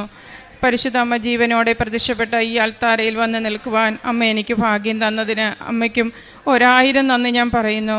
എൻ്റെ പേര് സുലു സന്തോഷ്, വെരൂർ ഇടവക അംഗമാണ്. ഇതെൻ്റെ മക്കളാണ്. ഞാനിവിടെ 2022 ഞാൻ ആദ്യമായി ഉടമ്പടി എടുത്തത്. എൻ്റെ മോൾക്ക് നല്ലൊരു ജോലി കിട്ടാൻ ഞാൻ അമ്മ മാതാവിനോട് ആഗ്രഹിച്ച് പ്രാർത്ഥിച്ചിരുന്നു. മൂത്ത മോള് പഠിച്ചിറങ്ങിയ ഉടനെ അമ്മ അവൾക്ക് നല്ലൊരു സ്ഥാപനത്തിൽ ജോലി തന്ന് അമ്മ അനുഗ്രഹിച്ചു. അതുപോലെ തന്നെ രണ്ടാമത്തെ മോള് ജർമ്മനി പോകാനായിട്ട് ആഗ്രഹിച്ചപ്പോഴും ഞാൻ അമ്മയോട് ഒരുപാട് പ്രാർത്ഥിച്ചു. അമ്മയെ ആഗ്രഹിക്കുന്നുവെങ്കിൽ മാത്രമേ അമ്മയെ അവളെ പോകാൻ അനുവദിക്കാവുള്ളൂ എന്ന്. അവൾക്ക് ഒരുപാട് ബുദ്ധിമുട്ടുകളും തടസ്സങ്ങളും ഒക്കെ ഉണ്ടായിരുന്നു. എന്നാലും പരിശുദ്ധ അമ്മ അവൾക്കും പോകാനുള്ള വഴി അമ്മ ഒരുക്കി തന്നു. അവൾ തന്നെ ആ സാക്ഷ്യം പറയും. എൻ്റെ പേര് നീതു, ഞാൻ ചങ്ങനാശ്ശേരിയിൽ നിന്ന് വരുന്നത്. ഞാൻ ആദ്യമായി ഉടമ്പടി എടുക്കുന്നത് 2024 മാർച്ച് 22-ാം തീയതിയാണ്.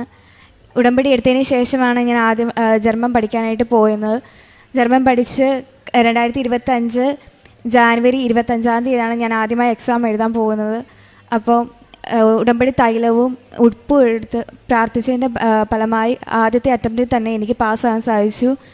അത് കഴിഞ്ഞ് ഉടനെ ഡോക്യുമെൻറ്റേഷന് ഏജൻസി കൊടുക്കാനായിട്ട് ഇതായി. ആദ്യം ഒരു ഏജൻസി കൊടുത്തു, 2 മാസത്തോളം വെയിറ്റ് ചെയ്തു, ഒന്നും നടന്നില്ല.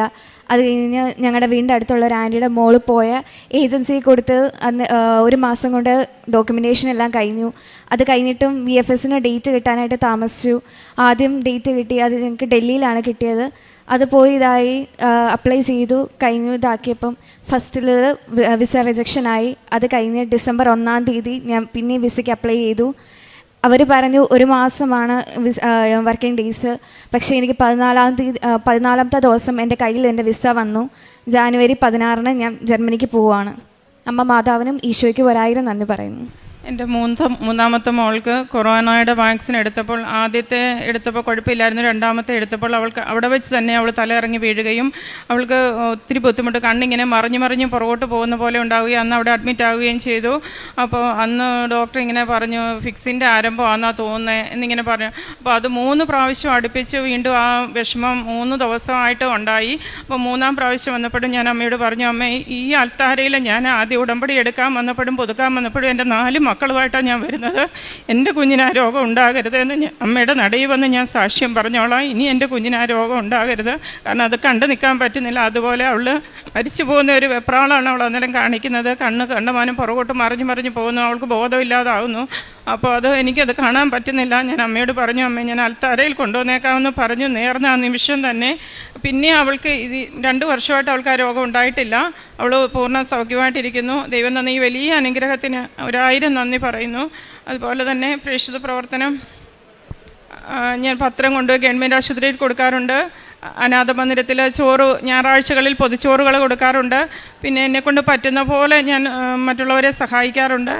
സ്ഥിരമായിട്ട് ബൈബിൾ വായിക്കാൻ ഒരു വലിയ അനുഗ്രഹം അമ്മ മാതാവ് തന്നു. അത് എത്ര സമയം വായിച്ചാലും എനിക്ക് മതിയാവില്ല. അത്രമാത്രം ഞാൻ ഈശോയോടും അമ്മയോടും ഞാൻ കൂടുതൽ എനിക്ക് അടുക്കാൻ സാധിച്ചു. ഈ ഉടമ്പടിയിലായിരിക്കുമ്പോൾ തന്നെ ഇപ്പം ഞാൻ ഉടമ്പടി എടുത്തിട്ട് ഇത് 5-ാം വർഷമാണ്. 5 വർഷവും ഞാൻ ഉടമ്പടി പുതുക്കുന്നതിന് യാതൊരു താമസവും വരുത്താതെ പുതുക്കാൻ അമ്മ മാതാവ് എനിക്ക് ഉറപ്പ് തരുന്നുണ്ട്. അത് അമ്മയുടെ വലിയൊരു അനുഗ്രഹമാണ്. ഞാൻ അമ്മയോട് ചേർന്ന് മരണം വരെ നിത്യതയിൽ ലക്ഷ്യമാക്കി ജീവിക്കാൻ എനിക്ക് വേറൊന്നും ഞാൻ ആഗ്രഹിക്കുന്നില്ല. അമ്മയെ ഞാനും എൻ്റെ കുടുംബവും അമ്മയോട് ചേർന്ന് ജീവിക്കുന്ന ഒരു കുടുംബമാക്കി മാറ്റണമെന്ന് ഞാൻ ഇന്നും അമ്മയോട് പ്രാർത്ഥിക്കാറുള്ളൂ. അമ്മ തന്ന ഈ വലിയ അനുഗ്രഹങ്ങൾ, കാരണം എൻ്റെ ജീവിത പങ്കാളി ഒന്നിച്ച് വരാനായിരുന്ന സാഹചര്യം ഞങ്ങൾക്ക് അനുകൂലമായതുകൊണ്ടാണ് ഇന്ന് വരാൻ പറ്റാഞ്ഞത്. എൻ്റെ ജീവിത പങ്കാളിക്കാണേലും ഒരു ഞരമ്പ് പൊട്ടിയ സമയത്ത് ഞങ്ങൾക്ക് ഉടമ്പടി തൈലത്തിൽ അമ്മ പെട്ടെന്ന് സൗഖ്യം തരികയായിരുന്നു. കാരണം എൻ്റെ മൂത്ത മോളാ പറഞ്ഞ് ഞങ്ങൾ ആശുപത്രി കൊണ്ടുപോകാൻ ഒരുങ്ങിയ നിമിഷം അമ്മ ഉടമ്പടി തൈലം അമ്മയൊന്ന് തൂത്ത് നോക്കെന്ന് പറഞ്ഞു. ഞാനത് നിങ്ങൾ അവിടെ ഇരുന്ന് വിശ്വാസ പ്രമാണം ചെല്ല ഞാനത് തൂക്കട്ടെന്ന് പറഞ്ഞു. ആ തൂത്ത മാത്രയിൽ തന്നെ അപ്പോൾ തന്നെ ബ്ലഡ് നിന്നു. കാരണം പുള്ളിക്ക് ബൈപ്പാസ് സർജറി ചെയ്തതാണ്. കാരണം ബ്ലഡ് കണ്ടമാനം പോയായിരുന്നു. അത് വലിയൊരു സഖ്യമായിരുന്നു. കാരണം അമ്മ അന്ന് ഞങ്ങൾക്ക് തന്നത്, അമ്മ തന്ന എല്ലാ അനുഗ്രഹങ്ങൾക്കും. അതുപോലെ തന്നെ ഒരു 6 വർഷത്തിൽ മുകളിലായി ഞാൻ മൈഗ്രെയിൻ തലവേദന മൂലം വിഷമിക്കുകയായിരുന്നു. 2 വർഷത്തോളം ഞാൻ ഇംഗ്ലീഷ് മരുന്ന് കഴിച്ചു. കാരണം കൂടിയ ഗുളികയായിരുന്നു കഴിച്ചത്. അത് എന്നെക്കൊണ്ട് താങ്ങാൻ പറ്റുന്നില്ല. അപ്പോൾ ഞാൻ പിന്നെ പോയി ഹോമിയോ കഴിച്ചു. ഹോമിയോ ഒരു 1.5 വർഷത്തോളം കഴിച്ചു കഴിഞ്ഞിട്ടും അന്നേരവും ഞാൻ അമ്മയോട് പറഞ്ഞു, അമ്മേ ഞാൻ ഉടമ്പടിയിൽ നിൽക്കുന്ന ഒരു ആളല്ലേ, അമ്മേ ഞാനിനി മരുന്നില്ലാതെ എനിക്ക് ജീവിക്കണം, അമ്മ എനിക്ക് അതിനുള്ള കൃപ തരണേന്ന് ഞാൻ ഓരോ ഉടമ്പടി പുതുക്കിയപ്പോഴും ഞാൻ അമ്മയോട് പറഞ്ഞു. ഇപ്പം 1 വർഷത്തിൽ മുകളിലായി ഞാൻ ഒരു മരുന്നും കഴിക്കുന്നില്ല. അത് അമ്മയുടെ വലിയൊരു അനുഗ്രഹമാണ്. കാരണം നല്ല വിലയുള്ള മരുന്നായിരുന്നു ഞാൻ കഴിച്ചുകൊണ്ടിരുന്നത്. അമ്മ എനിക്ക് തന്ന ഈ അനുഗ്രഹങ്ങൾക്ക് കോടാനുകോടി നന്ദി ഞാൻ പറയുന്നു. എൻ്റെ പേര് നിമ്മി. ഞാൻ വെരൂർ ഇറവഴിയിൽ നിന്ന് വരുന്നു. ഞാൻ റേഡിയോഗ്രാഫറാണ്. ഞാൻ പഠിച്ചിറങ്ങിയ പാടെ 1 മാസത്തിനുള്ളിൽ തന്നെ എനിക്ക് ജോലി കിട്ടി. ഞാൻ അമ്മ മാതാവിനോട് പ്രാർത്ഥിച്ചു, മാതാവേ ഞാൻ പഠിച്ചിറങ്ങിയ പാടെ തന്നെ എനിക്ക് ജോലി കിട്ടണേ, അതിനൊരു താമസവും വരരുതേ. എൻ്റെ കൂടെ പഠിച്ച പല പിള്ളേരും ഇപ്പോഴും ട്രെയിനി ആയിട്ട് തന്നെ പല സ്ഥലത്ത് ട്രെയിനി ആയിട്ട് നിൽക്കുമ്പോഴും ഞാനിപ്പം സ്റ്റാഫായിട്ടാണ് ജോലി ചെയ്യുന്നത്. അമ്മ മാതാവിന് ഒരുപാട് നന്ദി. നടത്തിത്തരുന്ന ദൈവമേ, ഞാൻ വിളിച്ചപേക്ഷിക്കുമ്പോൾ എനിക്ക് ഉത്തരം അരുളണമേ. ഞെരുക്കത്തിൽ എനിക്ക് അങ്ങ് അഭയം അരുളി കാരുണ്യപൂർവം എൻ്റെ പ്രാർത്ഥന കേൾക്കണമേ. സങ്കീർത്തനം 4:1. വിളിച്ചപേക്ഷിക്കുമ്പോൾ ഉത്തരം അരുളുന്ന ഒരു ദൈവമാണ് നമ്മുടെ ദൈവം. ഞെരുക്കത്തിൽ നമുക്ക് അഭയം അരുളുകയും കാരുണ്യപൂർവം നമ്മളെ കേൾക്കുകയും ചെയ്യുന്ന ഒരമ്മയാണ് ഈ സന്നിധിയിലുള്ളത്. നമ്മൾ ഓരോ പ്രാവശ്യവും വന്ന് നമ്മളുടെ വിളിച്ചപേക്ഷിക്കുമ്പോൾ ഈശോയും അമ്മയും ചേർന്ന് നിന്ന് ഉത്തരം അരുളുന്ന ഒരു പദ്ധതിയാണ് ഉടമ്പടി ജീവിതം. ഈശോയും അമ്മയും നമുക്ക് അഭയം തരുന്ന ഒരാലയമാണിത്. വിളിച്ചപേക്ഷിക്കുന്ന ആരുടെയും പ്രാർത്ഥന കേൾക്കാതിരുന്നിട്ടില്ല ഈ ഈശോയും അമ്മയും. അങ്ങനെയാണ് ഈ മക്കളും സാലു സന്തോഷും നീതു വർഗീസും ഇവിടെ വന്ന് ഉടമ്പടി എടുത്ത് പ്രാർത്ഥിച്ചതിൻ്റെ ഒരു വലിയൊരു അനുഗ്രഹ സാക്ഷ്യമാണ് നമ്മളോട് ഷെയർ ചെയ്തത്. മാതാവിനും ഈശോയ്ക്കും നന്ദി പറയാനാണ് ഇന്ന് ഈ മക്കൾ ഈ സന്നിധിയിലെത്തിയത്. പല കാര്യങ്ങൾക്കുമായിട്ടുമാണ് ഇവർ പ്രാർത്ഥിച്ചത്. മൂത്ത മകൾക്ക് പഠിച്ചിറങ്ങിയ ഉടനെ പെട്ടെന്നൊരു ജോലി തരികയും ഇളയ മകൾക്ക് ജർമ്മനിയിൽ നഴ്സിങ്ങിന് പോകുവാനും ഇതെല്ലാം സാധിച്ചത് ഉടമ്പടിയിൽ നിയോഗമായി സമർപ്പിച്ചപ്പോഴാണ്. നമുക്കറിയാം, സമയചുരുക്കത്തിൻ്റെ അമ്മ എല്ലാ കാര്യത്തിലും നമ്മുടെ ഓരോ കാര്യത്തിലും ഇടപെടുന്ന ഒരമ്മയാണ്. നമ്മൾ ഓരോ കാര്യവും മുന്നോട്ട് വെക്കുമ്പോഴും സമയചുരുക്കത്തിൻ്റെ അമ്മയാണ് എല്ലാം ഈശോയോട് പറഞ്ഞ് നമുക്കതെല്ലാം തക്ക സമയത്തിന് എത്തിച്ചു തരുന്നത്, നടത്തി തരുന്നത്.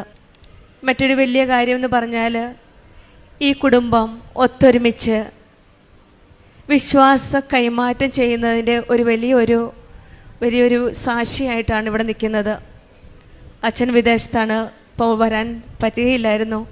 അമ്മയും കുടുംബവും എല്ലാ മക്കളും എല്ലാവരും ഒന്നിച്ച് നിന്ന് ഇവിടെ നിന്ന് പരിശുദ്ധ അമ്മയുടെ അരികിൽ സാക്ഷ്യം പറയാനെത്തി മക്കളെ എല്ലാവരെയും ഈ ഉടമ്പടി ജീവിതത്തിൽ നയിച്ച് മക്കളും ഉടമ്പടി ജീവിതത്തിലാണ്. അവരും അവരുടേതായ നിയോഗങ്ങൾ സമർപ്പിച്ച് അവരും അച്ഛനും അമ്മയ്ക്കും വേണ്ടി പ്രാർത്ഥിക്കുന്നു. അവരുടേതായ നിയോഗങ്ങൾ അവരും ഈശോയിലും അമ്മയിലും സമർപ്പിച്ച് പ്രാർത്ഥിക്കുന്നു. ഇതാണ് ഉടമ്പടി കൈമാറ്റം ചെയ്യുന്ന, വിശ്വാസപൂർവ്വം നയിക്കുന്ന, ആത്മീയ ജീവിതത്തിലേക്ക് മുന്നോട്ട് നയിക്കുന്ന ഒരു കുടുംബം. ഉടമ്പടി ജീവിതം നയിക്കുമ്പോൾ നമുക്ക് ആത്മീയമായിട്ട് വളരുവാൻ സാധിക്കും. ബൈബിള് വായിക്കുവാനും മറ്റുള്ളവരോട് പറഞ്ഞു കൊടുക്കുവാനും പത്രം മറ്റുള്ളവർക്ക് ഷെയർ ചെയ്യുവാനും സോഷ്യൽ മീഡിയയിൽ സാക്ഷ്യങ്ങളെല്ലാം ഷെയർ ചെയ്ത് അച്ഛൻ്റെ ടോക്ക് ഷെയർ ചെയ്യാനൊക്കെയുള്ള ഒരനുഗ്രഹവും ആ ഉടമ്പടിയുടെ ചൈതന്യത്തിൽ ജീവിക്കുമ്പോഴാണ് നമ്മുടെ ജീവിതത്തിൽ ദൈവഭക്തിയും മറ്റുള്ളവരോടുള്ള കരുണയും ഒക്കെ നമ്മുടെ ജീവിതത്തിൽ വന്ന് മറ്റുള്ളവരെ സഹായിക്കാനുള്ള മുന്നോട്ട് ആത്മാർത്ഥമായിട്ട് ഉടമ്പടി ജീവിതം നയിക്കുമ്പോൾ അവരുടെ ജീവിതത്തിൽ നമുക്ക് കാണുവാൻ സാധിക്കുന്നത് വളരെ മാറ്റമാണ്. നമ്മുടെ ജീവിതത്തിലും ഉടമ്പടി ജീവിതത്തിൽ നമുക്കും ഈശോയും അമ്മയും അനുകരിച്ച് വിശ്വാസത്തോടെ നമുക്ക് ജീവിക്കാം. എന്തു തന്നെ ആയാലും നഷ്ടമോ ദാരിദ്ര്യമോ ദുഃഖമോ സങ്കടമോ രോഗമോ ആയിരിക്കാം, ഏതവസ്ഥയിലാണെങ്കിലും ഈശോയുടെയും അമ്മയുടെയും കരങ്ങൾ മുറുകെ പിടിച്ചുകൊണ്ട് നമുക്ക് ഉടമ്പടി ജീവിതം മുന്നോട്ട് നയിക്കാം. നമുക്ക് ഒരിക്കലും മറക്കാതിരിക്കാം, നമ്മളുടെ കരം വിളിച്ച് അപേക്ഷിക്കുമ്പോൾ നമുക്ക് ഉത്തരം വരുള്ളുന്ന ഒരു ദൈവമാണിവിടെ. ഞെരുക്കളങ്ങളിൽ നിന്ന് നമുക്ക് അഭയം വരുള്ളുന്ന ഒരമ്മയുണ്ട് ഇവിടെ. കാരുണ്യപൂർവ്വം നമ്മളെ കേൾക്കുന്ന ഈശോയും അമ്മയുടെ അരികിലേക്ക് നമ്മളുടെ നിയോഗങ്ങളും ചേർത്ത് പിടിച്ച് നമുക്ക് വിശ്വസ്തയോടെ ഉടമ്പടി ജീവിതം നയിക്കാം. സാലു സന്തോഷിനും നീതുവിനും കുടുംബത്തിലെ എല്ലാ അംഗങ്ങൾക്കും ലഭിച്ച എല്ലാ അനുഗ്രഹങ്ങൾക്കും നമുക്ക് കരങ്ങളടിച്ച് ദൈവത്തെ മഹത്വപ്പെടുത്താം. യേശുവേ നന്ദി, യേശുവേ സ്തുതി. എൻ്റെ പേര് ജിബി ഐസക്ക്. ഞാൻ നിലമ്പൂരിൽ നിന്നാണ് വരുന്നത്. ആദ്യം തന്നെ എൻ്റെ ഈശോയ്ക്കും മാതാവിനും ആയിരം കോടാനുകോടി നന്ദി പറയുകയാണ്. ഞാനിവിടെ 4ാം തവണയാണ് സാക്ഷ്യപ്പെടുത്തുന്നത്. 2022 മാർച്ചിലാണ് ഞാൻ വന്ന് ഉടമ്പടി എടുക്കുന്നത്. ഇപ്പോഴും ഉടമ്പടി പുതുക്കി ഉടമ്പടിയിലൂടെ തന്നെയാണ് ജീവിക്കുന്നത്. 14 തവണ ഞാൻ ഉടമ്പടി പുതുക്കി 4ാം തവണയാണ് ഇവിടെ സാക്ഷ്യപ്പെടുത്തുന്നത്. എനിക്ക് എൻ്റെ അമ്മ മാതാവ് ഈശോയിൽ നിന്ന് വാങ്ങിച്ചെന്ന വലിയൊരു അനുഗ്രഹം, വലിയൊരു അത്ഭുതത്തെക്കുറിച്ചാണ് പറയുന്നത്. ഒരു ബാങ്ക് ഫ്രീസായി പോയോ, വലിയൊരു കേസ് നടക്കുന്ന ഒരു ബാങ്ക് ഫ്രീസായി പോയ ആ ബാങ്കിൻ്റെ ഫ്രീസ് ഒഴിവാക്കി എൻ്റെ ക്യാഷ്, എൻ്റെ പണം എനിക്ക് തിരിച്ചു കിട്ടിയ ആ വലിയ ഒരു മഹത്തായ ഒരു അത്ഭുതത്തെക്കുറിച്ച് എൻ്റെ അമ്മയുടെ അടുക്കൽ ഞാൻ വന്ന് ഉടമ്പടി വെച്ച് ആ ഉടമ്പടിയിൽ പറഞ്ഞിരിക്കുന്ന ഉടമ്പടി വസ്തുക്കൾ, അതായത് ഉപ്പ്, ഞാൻ ആ ബാങ്കിൻ്റെ മുന്നിൽ കൊണ്ടുപോയി വിശ്വാസ പ്രമാണം ചൊല്ലി പ്രാർത്ഥിച്ചു. എന്നിട്ട് ഞാൻ മാതാവിൻ്റെ അടുക്കൽ വന്ന് ഉടമ്പടിയിൽ നിയോഗം വെച്ചതിൻ്റെ ഫലമായി എനിക്ക് കിട്ടിയ വലിയൊരു അനുഗ്രഹമാണ് ഞാൻ നിങ്ങളുടെ അടുക്കൽ പങ്കുവയ്ക്കാൻ ആഗ്രഹിക്കുന്നത്. അത് ചുരുക്കി പറയാം, 2025 എല്ലാവർക്കും അറിയപ്പെടുന്ന വലിയൊരു കേസാണ് പാതി വില തട്ടിപ്പ്. അതായത് പകുതി വിലയ്ക്ക് വനിതകൾക്ക് 50% സബ്സിഡിയോട് കൂടിയിട്ട് സ്കൂട്ടർ കൊടുക്കുക. അങ്ങനെ ഒരു പ്രൊജക്റ്റ് ഞാനൊരു അയൽക്കൂട്ടത്തിൽ അംഗമാണ്. അപ്പോൾ അതിലൊരു ലിങ്ക് വന്നു. അത് പ്രകാരം ഞങ്ങളുടെ അടുത്തുള്ള ചുങ്കത്തറ എന്നുള്ള സ്ഥലത്തൊരു ചേട്ടൻ അത് NGOയിലേക്ക് അടച്ച് അങ്ങനെ സ്കൂട്ടർ തരാമെന്ന് പറഞ്ഞ് ഞാൻ അതിൽ ജനുവരി മാസം 2025 ജനുവരി 20-ാം തീയതി 66,000 രൂപ പണം അടയ്ക്കുകയും അതിൽ ചേരുകയും ഫോം ഫില്ല് ചെയ്ത് കൊടുക്കുകയും ചെയ്തു. അത് കഴിഞ്ഞ് ഒരാഴ്ച കഴിഞ്ഞ് 2 ആഴ്ച തുടങ്ങിയപ്പോഴേക്കും വിവാദപ്രദമായ ഈ കേസ് പുറത്തു വന്നു. തട്ടിപ്പ് നടത്തി, ഇത് വലിയൊരു കള്ള തട്ടിപ്പായിരുന്നു എന്ന് പിന്നീടാണ് ഞാൻ അറിഞ്ഞത്. ഞാൻ അപ്പം തന്നെ ആ ചേട്ടനെ സമീപിച്ചു, എൻ്റെ ക്യാഷ് തിരിച്ചു തരുമോ എന്ന് ചോദിച്ചു. അപ്പോൾ ചേട്ടൻ പറഞ്ഞു, അത് തരാൻ പറ്റില്ല, ബാങ്കിൽ ഇട്ടതല്ലേ, നമ്മളത് NGO എന്നുള്ള ഒരു സംഘടനയിലേക്ക് കൊടുക്കും, നമുക്കങ്ങനെ തിരിച്ചു തരാൻ കഴിയില്ല എന്ന് പറഞ്ഞു. അപ്പോൾ ഞാൻ ചേട്ടനോട്, ഞാൻ ഇതുപോലെ ഇവിടെ വന്ന് ഉടമ്പടി പുതുക്കി പോകുന്നൊരു സമയമായിരുന്നു, ഞാൻ അതിൽ നിയോഗം വെച്ചിട്ടുണ്ടായിരുന്നു. അത് തന്നെ ഞാൻ ആ ചേട്ടനോട് പറഞ്ഞു, ഞാൻ കൃപാസന മാതാവിൻ്റെ അടുക്കൽ പോയി ഉടമ്പടിയിൽ വെച്ചിരിക്കുന്ന ഒരു നിയോഗമാണ്, എൻ്റെ ക്യാഷ് ചേട്ടൻ തന്നെ അത് തിരിച്ചു തന്നിരിക്കും, അല്ലെങ്കിൽ എൻ്റെ ദൈവം അത് ചേട്ടനിലൂടെ അല്ലെങ്കിൽ അതിലെ വേണ്ട വ്യക്തികളിലൂടെ അത് എനിക്ക് ആ ക്യാഷ് തിരിച്ചു തന്നിരിക്കും എന്ന് ഞാൻ ആ ചേട്ടന് ഉറപ്പ് നൽകി. ഞാൻ പറഞ്ഞു, ചേട്ടന് വേണ്ടിയും പ്രാർത്ഥിക്കാം, ജാമ്യം കിട്ടാതെ നടക്കുകയായിരുന്നു, ആയിക്കോട്ടെ ഞാൻ ചേട്ടന് വേണ്ടിയും പ്രാർത്ഥിക്കാം, നിയോഗത്തിൽ വെക്കാം എന്ന് പറഞ്ഞു. അപ്പോൾ ചേട്ടൻ എന്നെ അങ്ങനെ കൈയൊഴിഞ്ഞു, പൈസയും തന്നില്ല. ഞാൻ മാതാവിനോട് മുട്ടിപ്പായി പ്രാർത്ഥിച്ചു. അവസാനം ആ കേസ് കോടതിയിലെത്തി, അത് ക്രൈംബ്രാഞ്ച് ഏറ്റെടുത്തു. ഞാൻ എടക്കര സ്റ്റേഷനിൽ പരാതിയൊക്കെ കൊടുത്തു. പക്ഷേ ഞങ്ങൾ 10-200 പേരുണ്ടായിരുന്നു, എല്ലാവരെയും വിളിച്ച് മൊഴിയൊക്കെ എടുത്തു. പക്ഷേ കേസ് അങ്ങനെ വഴിക്ക് നടക്കുന്നു. 1 മാസം കഴിഞ്ഞു, 2 മാസം കഴിഞ്ഞു, ക്രൈംബ്രാഞ്ച് ഏറ്റെടുത്തു. അവസാനം മലപ്പുറത്ത് ക്രൈംബ്രാഞ്ച്, ഓരോ ജില്ലകളിലെ ക്രൈംബ്രാഞ്ചാണ് ആ കേസ് ഏറ്റെടുത്തിരിക്കുന്നത്. അവർ അന്വേഷണം നടത്തുന്നു, മൊഴിയെടുക്കുന്നു. അങ്ങനെ ഞാൻ ആ സാറിനെ, ക്രൈംബ്രാഞ്ചിൻ്റെ മേലുദ്യോഗസ്ഥനെ പോയി കാണുന്നു. ഞാൻ സാറിനോട് പറഞ്ഞു, സാറേ ഞാനിങ്ങനെ ക്യാഷ് ഇട്ട് പോയി, ഒരാഴ്ച കഴിഞ്ഞപ്പോഴേക്കും അത് ഇങ്ങനെ ഇതായി എന്ന് പറഞ്ഞു, അവർ തരുന്നില്ല. അപ്പോൾ അയാൾ പറയുന്നത് ബാങ്ക് ഫ്രീസായി പോയി, എനിക്ക് ഒന്നും ചെയ്യാൻ കഴിയില്ല, ആ പൈസയെല്ലാം കേസ് നടന്നുകൊണ്ടിരിക്കുകയാണ്, ക്രൈംബ്രാഞ്ച് ഏറ്റെടുത്തതാണ്, അവർ ഫ്രീസാക്കി, ഇനി ഒന്നും ചെയ്യാൻ കഴിയില്ല എന്ന് പറഞ്ഞു. ഞാൻ സാറിനോട് സംസാരിച്ചു, സാറേ എനിക്ക് എന്തെങ്കിലും ആ ഒരു എമൗണ്ട്, ഞാൻ അടച്ച എമൗണ്ട് എനിക്ക് 66,000 രൂപ എനിക്ക് തിരിച്ചു തരണം, അല്ലാതെ എനിക്ക് പറ്റില്ല എന്ന് പറഞ്ഞു. സാറ് പറഞ്ഞു, നമുക്ക് എന്ത് ചെയ്യാം, ബാങ്ക് ഫ്രീസായി കഴിഞ്ഞാൽ ഇത് വലിയൊരു, കേരളത്തിലുടനീളം നടക്കുന്ന വലിയൊരു കേസാണ്, ഒന്നും ചെയ്യാൻ കഴിയില്ല എന്ന് പറഞ്ഞു. നമുക്ക് നോക്കാം, ഒന്നും ചെയ്യാൻ ഇപ്പം എനിക്ക് സാധിക്കില്ല എന്ന് പറഞ്ഞു. ഞാൻ അവിടുന്ന് തന്നെ മടങ്ങി നേരെ HDFC ചുങ്കത്തറ ബാങ്കിലേക്കാണ് ഞാൻ ഈ ക്യാഷ് ഇട്ടത്. ഞാൻ അവിടെ പോയി അന്വേഷിച്ചു ഈ ബാങ്കിൽ എൻ്റെ പൈസ ഉണ്ടോ എന്നറിയാൻ വേണ്ടി. അപ്പോൾ അവരെന്നോട് പറഞ്ഞു, മാഡം അതിനെക്കുറിച്ച് ഒരു കാര്യം നിങ്ങൾക്ക് പറഞ്ഞു തരാൻ കഴിയില്ല, ഇത് ബാങ്ക് ഫ്രീസായി പോയത് വലിയൊരു കേസാണ്, എന്നാണോ ആ കേസ് തീരുന്നത് അന്ന് അതിനെക്കുറിച്ചുള്ള വിവരങ്ങൾ നമുക്ക് പുറത്തു വിടാൻ പറ്റുള്ളൂ എന്ന് പറഞ്ഞു. ഞാൻ പ്രാർത്ഥിച്ചു. ആ ബാങ്കിൻ്റെ മുൻപിൽ എൻ്റെ ഉടമ്പടി ഉപ്പ് ഞാൻ അവിടെ വിതറി വിശ്വാസ പ്രമാണം ചൊല്ലി മാതാവിനോട് ഞാൻ പ്രാർത്ഥിച്ചു, ഇനി ഞാൻ ഇവിടെ വരുന്നത്, ഈ ബാങ്കിൽ വരുന്നത് എൻ്റെ ക്യാഷ് കൊണ്ടുപോകാനായിട്ടായിരിക്കും, അതിന് എൻ്റെ ദൈവം എനിക്ക് അനുമതി തരും, ബാങ്കിൻ്റെ ഫ്രീസ് ഒഴിവാക്കി തരുന്ന ഒരു മാതാവ് എനിക്കുണ്ട്, എൻ്റെ കൃപാസന മാതാവ്, ഞാൻ ഉടമ്പടിയിൽ ജീവിക്കുന്ന ഒരു വ്യക്തിയാണ് എന്ന് പറഞ്ഞ് ഞാൻ പ്രാർത്ഥിച്ച് അവിടുന്ന് ഞാൻ അവരുടെ മുമ്പിൽ, അവരെല്ലാം എന്നെ നോക്കിയിരിക്കുകയാണ്, ഞാൻ അവിടുന്ന് പ്രാർത്ഥിച്ച് ഇറങ്ങിപ്പോന്നു. ഒരു 4 മാസം കഴിഞ്ഞു. ഞാൻ വീണ്ടും പോയി മലപ്പുറം ക്രൈംബ്രാഞ്ച് ഓഫീസിൽ പോയി സാറിനെ കണ്ടു. സാറേ എന്തെങ്കിലും ഒന്ന് ചെയ്യാൻ പറ്റുമോ എന്ന് ചോദിച്ചു. അപ്പോൾ സാറ് പറഞ്ഞു, നോക്കാം, നിങ്ങൾക്ക് ഇത് കോടതിയിൽ എത്തിയാലാണ് ഞങ്ങൾക്ക് എന്തെങ്കിലും പറ്റുള്ളൂ എന്ന്. അപ്പോൾ രണ്ടാമത് ചെന്നപ്പോൾ ആ വ്യക്തിയുടെ, ആ ഓഫീസറുടെ വായിൽ നിന്ന് അങ്ങനെ ഒരു വാക്ക് വന്നു. ആദ്യം ചെന്നപ്പോൾ പറ്റില്ല എന്ന് പറഞ്ഞതാണ്, ഇത് വലിയൊരു കേസാണ്, ഇത് നടക്കില്ല എന്ന്, ഇത് കഴിയുമ്പോഴേ നിങ്ങൾക്ക് നിങ്ങളുടെ ക്യാഷ് തിരിച്ചു കിട്ടുള്ളൂ എന്ന് പറഞ്ഞ കാര്യം പെട്ടെന്ന് 2ാം തവണ ചെന്നപ്പോൾ പറഞ്ഞു, നോക്കാം, ഞങ്ങളൊരു ഈ കേസെല്ലാം ശരിയാക്കി കോടതിയിൽ ഫയൽ ചെയ്യും, അപ്പം നിങ്ങൾക്ക് വേണമെങ്കിൽ ഒരു കേസ് ഫയൽ ചെയ്യാം, അല്ലാതെ ഞങ്ങൾക്ക് നിവർത്തിയില്ല എന്ന് പറഞ്ഞു. ഞാൻ വീണ്ടും പ്രാർത്ഥിച്ചു. ഞാൻ മടങ്ങിപ്പോന്നു. വീണ്ടും പ്രാർത്ഥിച്ചു മാതാവിനോട്. ഞാൻ പൈസ കൊടുത്ത ആ ചേട്ടനെ വീണ്ടും വിളിച്ചു. ആ ചേട്ടനെ വിളിച്ചപ്പോൾ ആ ചേട്ടൻ എന്നോട് ഒരു ദിവസം പറഞ്ഞു, മോളുടെ 66,000-ൽ 20,000 രൂപ ഞാൻ ചെക്ക് മുഖേന തിരിച്ചു തരാമെന്ന് പറഞ്ഞു.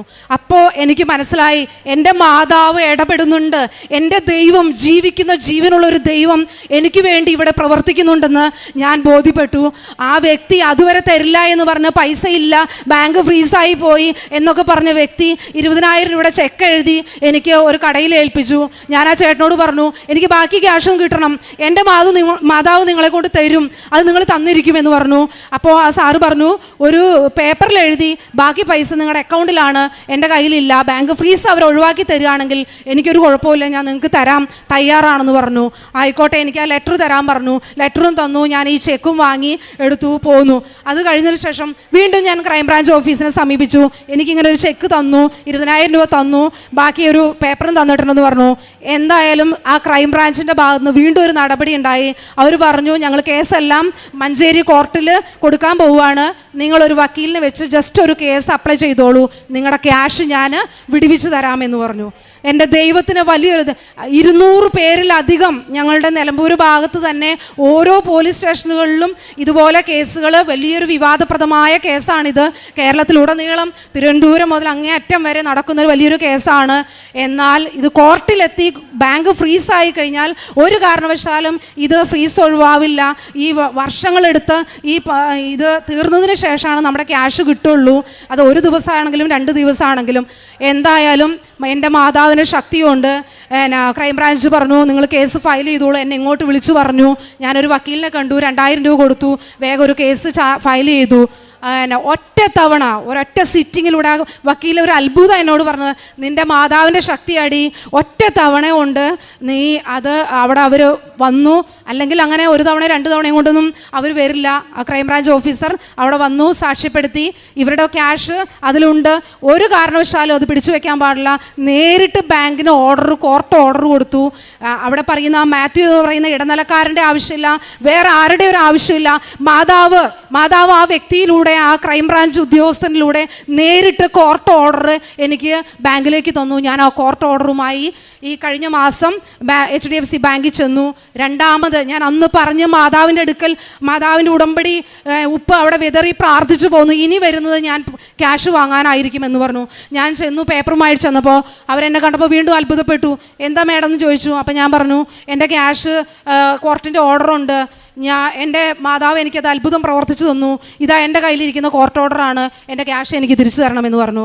അവർ വേഗം ഇരിക്കാൻ പറഞ്ഞു. അതുവരെ എന്നോട് പറഞ്ഞ് എന്നെ പുറത്താക്കിയ എന്നോട് ഇരിക്കാൻ പറഞ്ഞു. എനിക്കത് വാങ്ങി വെച്ചു. നിങ്ങളുടെ അക്കൗണ്ടിലേക്ക് ക്യാഷ് തരാമെന്ന് പറഞ്ഞു. 2 ദിവസത്തിനുള്ളിൽ ആ ക്യാഷ് എനിക്ക് തിരിച്ചു തന്നു. ഇതെല്ലാം ദൈവത്തിൻ്റെ മഹത്വം, എൻ്റെ ദൈവത്തിൻ്റെ ശക്തി, പരിശുദ്ധ അമ്മയിലൂടെ ഈ മഹത്വം, ഈ പരിശുദ്ധമായ ആലയത്തിൽ ഈ കൃപാസനം എന്ന് പറയുന്നത് തന്നെ ഈശോയെ മഹത്വപ്പെടുത്താനുള്ള, ഈശോയെ ശക്തിപ്പെടുത്താനുള്ള, ഈശോയുടെ വചനങ്ങൾ മറ്റുള്ളവർക്ക് പങ്കുവെക്കുവാനുള്ള, നമ്മുടെ അത്ഭുത സാക്ഷ്യങ്ങൾ മറ്റുള്ളവരെ അറിയിക്കുവാനുള്ള ഒരു വേദിയാണ്. അത് പരിശുദ്ധമായി ജോസഫ് അച്ഛനിലൂടെ നമുക്ക് ഓരോരുത്തരിലേക്കും പങ്കുവെച്ച് തരികയാണ്. അച്ഛന് വേണ്ടി ഞാൻ ഇവിടെ സന്യസ്തരായ ഓരോരുത്തർക്കും വേണ്ടി പ്രത്യേകം പ്രാർത്ഥിക്കുകയാണ്. ആയുസ്സും ആരോഗ്യവും കൊടുക്കട്ടെ. അനേകായിരങ്ങളിലേക്ക് ഈ കൃപാസനത്തിൻ്റെ ശക്തി വളരട്ടെ എന്ന് പ്രാർത്ഥിക്കുകയാണ്. ഞാൻ മാതാവിൻ്റെ ഒരു കാർഡ് അടിച്ച്, പ്രത്യക്ഷീകരണ പ്രാർത്ഥനയുടെ ഒരു കാർഡ് അടിച്ച് പ്രേക്ഷിത പ്രവർത്തനം നടത്തുമായിരുന്നു. ഞാൻ സൺഡേ സ്കൂളിലെ ഒരു അധ്യാപികയാണ്. എൻ്റെ കുഞ്ഞുങ്ങളെ സൺഡേ സ്കൂൾ പഠിപ്പിക്കും. ഗവൺമെൻറ് ഹോസ്പിറ്റലുകളിൽ പോയിട്ട് പത്രം കൊണ്ടുപോയി ഓരോരുത്തരുടെ അടുക്കൽ നിന്ന് മാതാവിനെ കുറിച്ച് വിശദമായി പറഞ്ഞ് മാതാവ് എന്താണ്, എൻ്റെ കൃപാസന മാതാവിൻ്റെ ശക്തി എന്താണെന്ന്, ഈ ഷോപ്പിൽ നിന്ന് വാങ്ങിത്തരുന്ന അനുഗ്രഹങ്ങൾ എന്താണെന്ന് ഞാൻ ഓരോന്നും അവർക്ക് പറഞ്ഞു കൊടുത്ത് അവർക്ക് വേണ്ടി പ്രാർത്ഥിച്ച് അവരെ സഹായിക്കാൻ പറ്റുന്നതാണെങ്കിൽ അപ്പം തന്നെ അവർക്ക് സഹായിച്ച് ഭക്ഷണം കൊടുത്ത്, അതുപോലെ എൻ്റെ കുഞ്ഞുങ്ങളെയും കൊണ്ട് അടുത്ത ആഴ്ചയെ ഞാൻ ഇതുപോലെ ഒരു അംഗവൈകല്യമുള്ള കുഞ്ഞുങ്ങളെ കാണാൻ വേണ്ടി പോകാൻ വേണ്ടി ഇരിക്കുകയാണ്. നിങ്ങൾ പ്രാർത്ഥിക്കണം. അവരും അറിയണം, നമ്മുടെ സൺഡേ സ്കൂൾ മക്കളും അറിയണം, ഇതുപോലെ കുഞ്ഞുങ്ങളെ, ഇതുപോലെ നമ്മൾക്കെല്ലാം അനുഗ്രഹം കിട്ടി നമ്മുടെ കുഞ്ഞുങ്ങൾ പല വിഷമതകളിലൂടെ കടന്നു പോകുന്ന കുഞ്ഞുങ്ങളെ നമ്മൾ കാണിച്ചു കൊടുക്കണം. ദൈവത്തിൻ്റെ മഹത്വം എന്താണെന്ന് അവരെ പഠിപ്പിക്കണം. ആ ഈശോയ്ക്കും എൻ്റെ പൊന്നു തമ്പുരാനും എൻ്റെ പരിശുദ്ധ മാതാവിനും 1000 കോടാനുകോടി നന്ദി പറയുകയാണ്. സങ്കീർത്തനങ്ങൾ 145:14. കർത്താവ് വീഴുന്നവരെ താങ്ങുന്നു, നിലം പറ്റിയവരെ എഴുന്നേൽപ്പിക്കുന്നു.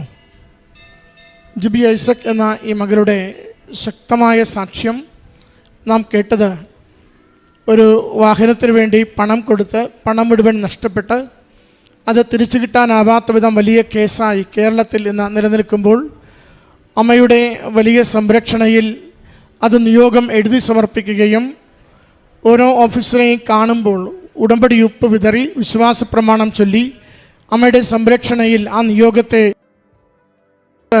പണം തിരികെ കിട്ടുന്നതിന് വേണ്ടി മകൾ നടത്തിയ പരിശ്രമമാണ്. സാധാരണഗതിയിൽ തിരികെ കിട്ടാത്ത ഒരു പണം കോടതി വ്യവഹാരത്തിൽ നിൽക്കുന്ന ഒരു വിഷയം അമ്മയുടെ പ്രത്യേകമായ ഇടപെടലിൽ, മകളുടെ ശക്തമായ പ്രാർത്ഥനയിൽ, സമയോചിതമായ ചില നീക്കങ്ങളിലൂടെ അമ്മ മാതാവ് മകൾക്കത് പൂർണ്ണമായി തിരികെ നൽകിയതിൻ്റെ സാക്ഷ്യമാണ് ഈ അൾത്താരയിൽ പങ്കുവച്ചത്. മകൾ പറഞ്ഞതുപോലെ തന്നെ അത് നമുക്ക് സ്വയമേവ നേടുവാൻ പ്രയാസമുള്ളതാണ്, അസാധ്യമാണ്. ദൈവത്തിന് ഒന്നും അസാധ്യമല്ല. ദൈവകൃപയാലും മാതാവിൻ്റെ ശക്തമായ സംരക്ഷണയാലും നേർച്ചവസ്തുക്കളുടെ സ്ഥിരതയുള്ള ഉപയോഗത്താലും എല്ലാ കെട്ടുകളും പൊട്ടിച്ച് തടസ്സങ്ങൾ നീക്കി ആ കർക്കശമുള്ള മനസ്സുകളെ അലിയിപ്പിച്ച് മകൾക്ക് അനുകൂലമായി തീരുമാനമെടുത്തുകൊണ്ട് ആ പണം കൈമാറി കിട്ടിയതിൻ്റെ സന്തോഷവും ദൈവസന്നിധിയിലെ സ്നേഹവുമാണ് ഈ സാക്ഷ്യത്തിലൂടെ പങ്കുവച്ചത്. ഈ മകൾക്ക് ലഭിച്ച ഈ അനുഗ്രഹത്തിന് അമ്മ മാതാവിനും തിരുക്കുമാരനും നന്ദി പറഞ്ഞുകൊണ്ട് കരങ്ങളടിച്ച് ഈ സാക്ഷ്യം നമുക്ക് സമർപ്പിക്കാം. പരിശുദ്ധ ദൈവമാതാവിനും എൻ്റെ ദൈവകുമാരനും 1000 നന്ദി. എൻ്റെ പേര് ജൂബി വീനസ്. ഞാൻ നോർത്ത് ചാലക്കുടി ഇടവകയിൽ നിന്നാണ് വരുന്നത്. ഇതെൻ്റെ അമ്മ, ഇത് മകള്. ഞാൻ 2/1/2020 ആദ്യമായിട്ട് ഉടമ്പടി എടുക്കുന്നത്. കൃപാസനത്തെക്കുറിച്ചും ഉടമ്പടിയെക്കുറിച്ചും ഞാൻ അറിയുന്നത് എൻ്റെ മകള് ചെറുതിലെ എന്നും വയ്യായികളായിരുന്നു. ഹോസ്പിറ്റലുകളിൽ മാറി മാറി അഡ്മിറ്റ് ആവുമായിരുന്നു. അങ്ങനെ എറണാകുളം PVS ആശുപത്രിയിൽ കിടക്കുമ്പോഴാണ് ആദ്യമായിട്ട് എനിക്കൊരു കൃപാസനം ഉടമ്പടി പത്രം എൻ്റെ കയ്യിൽ കിട്ടുന്നത്. അന്നാണ് ഞാൻ ആദ്യമായിട്ട് എൻ്റെ മാതാവിനെ കൂടുതൽ അടുത്തറിയുന്നത്. എനിക്കറിയാം, ഞാൻ പണ്ടേ മാതാവിൻ്റെ ഒരു ഭക്ത തന്നെയാണ്.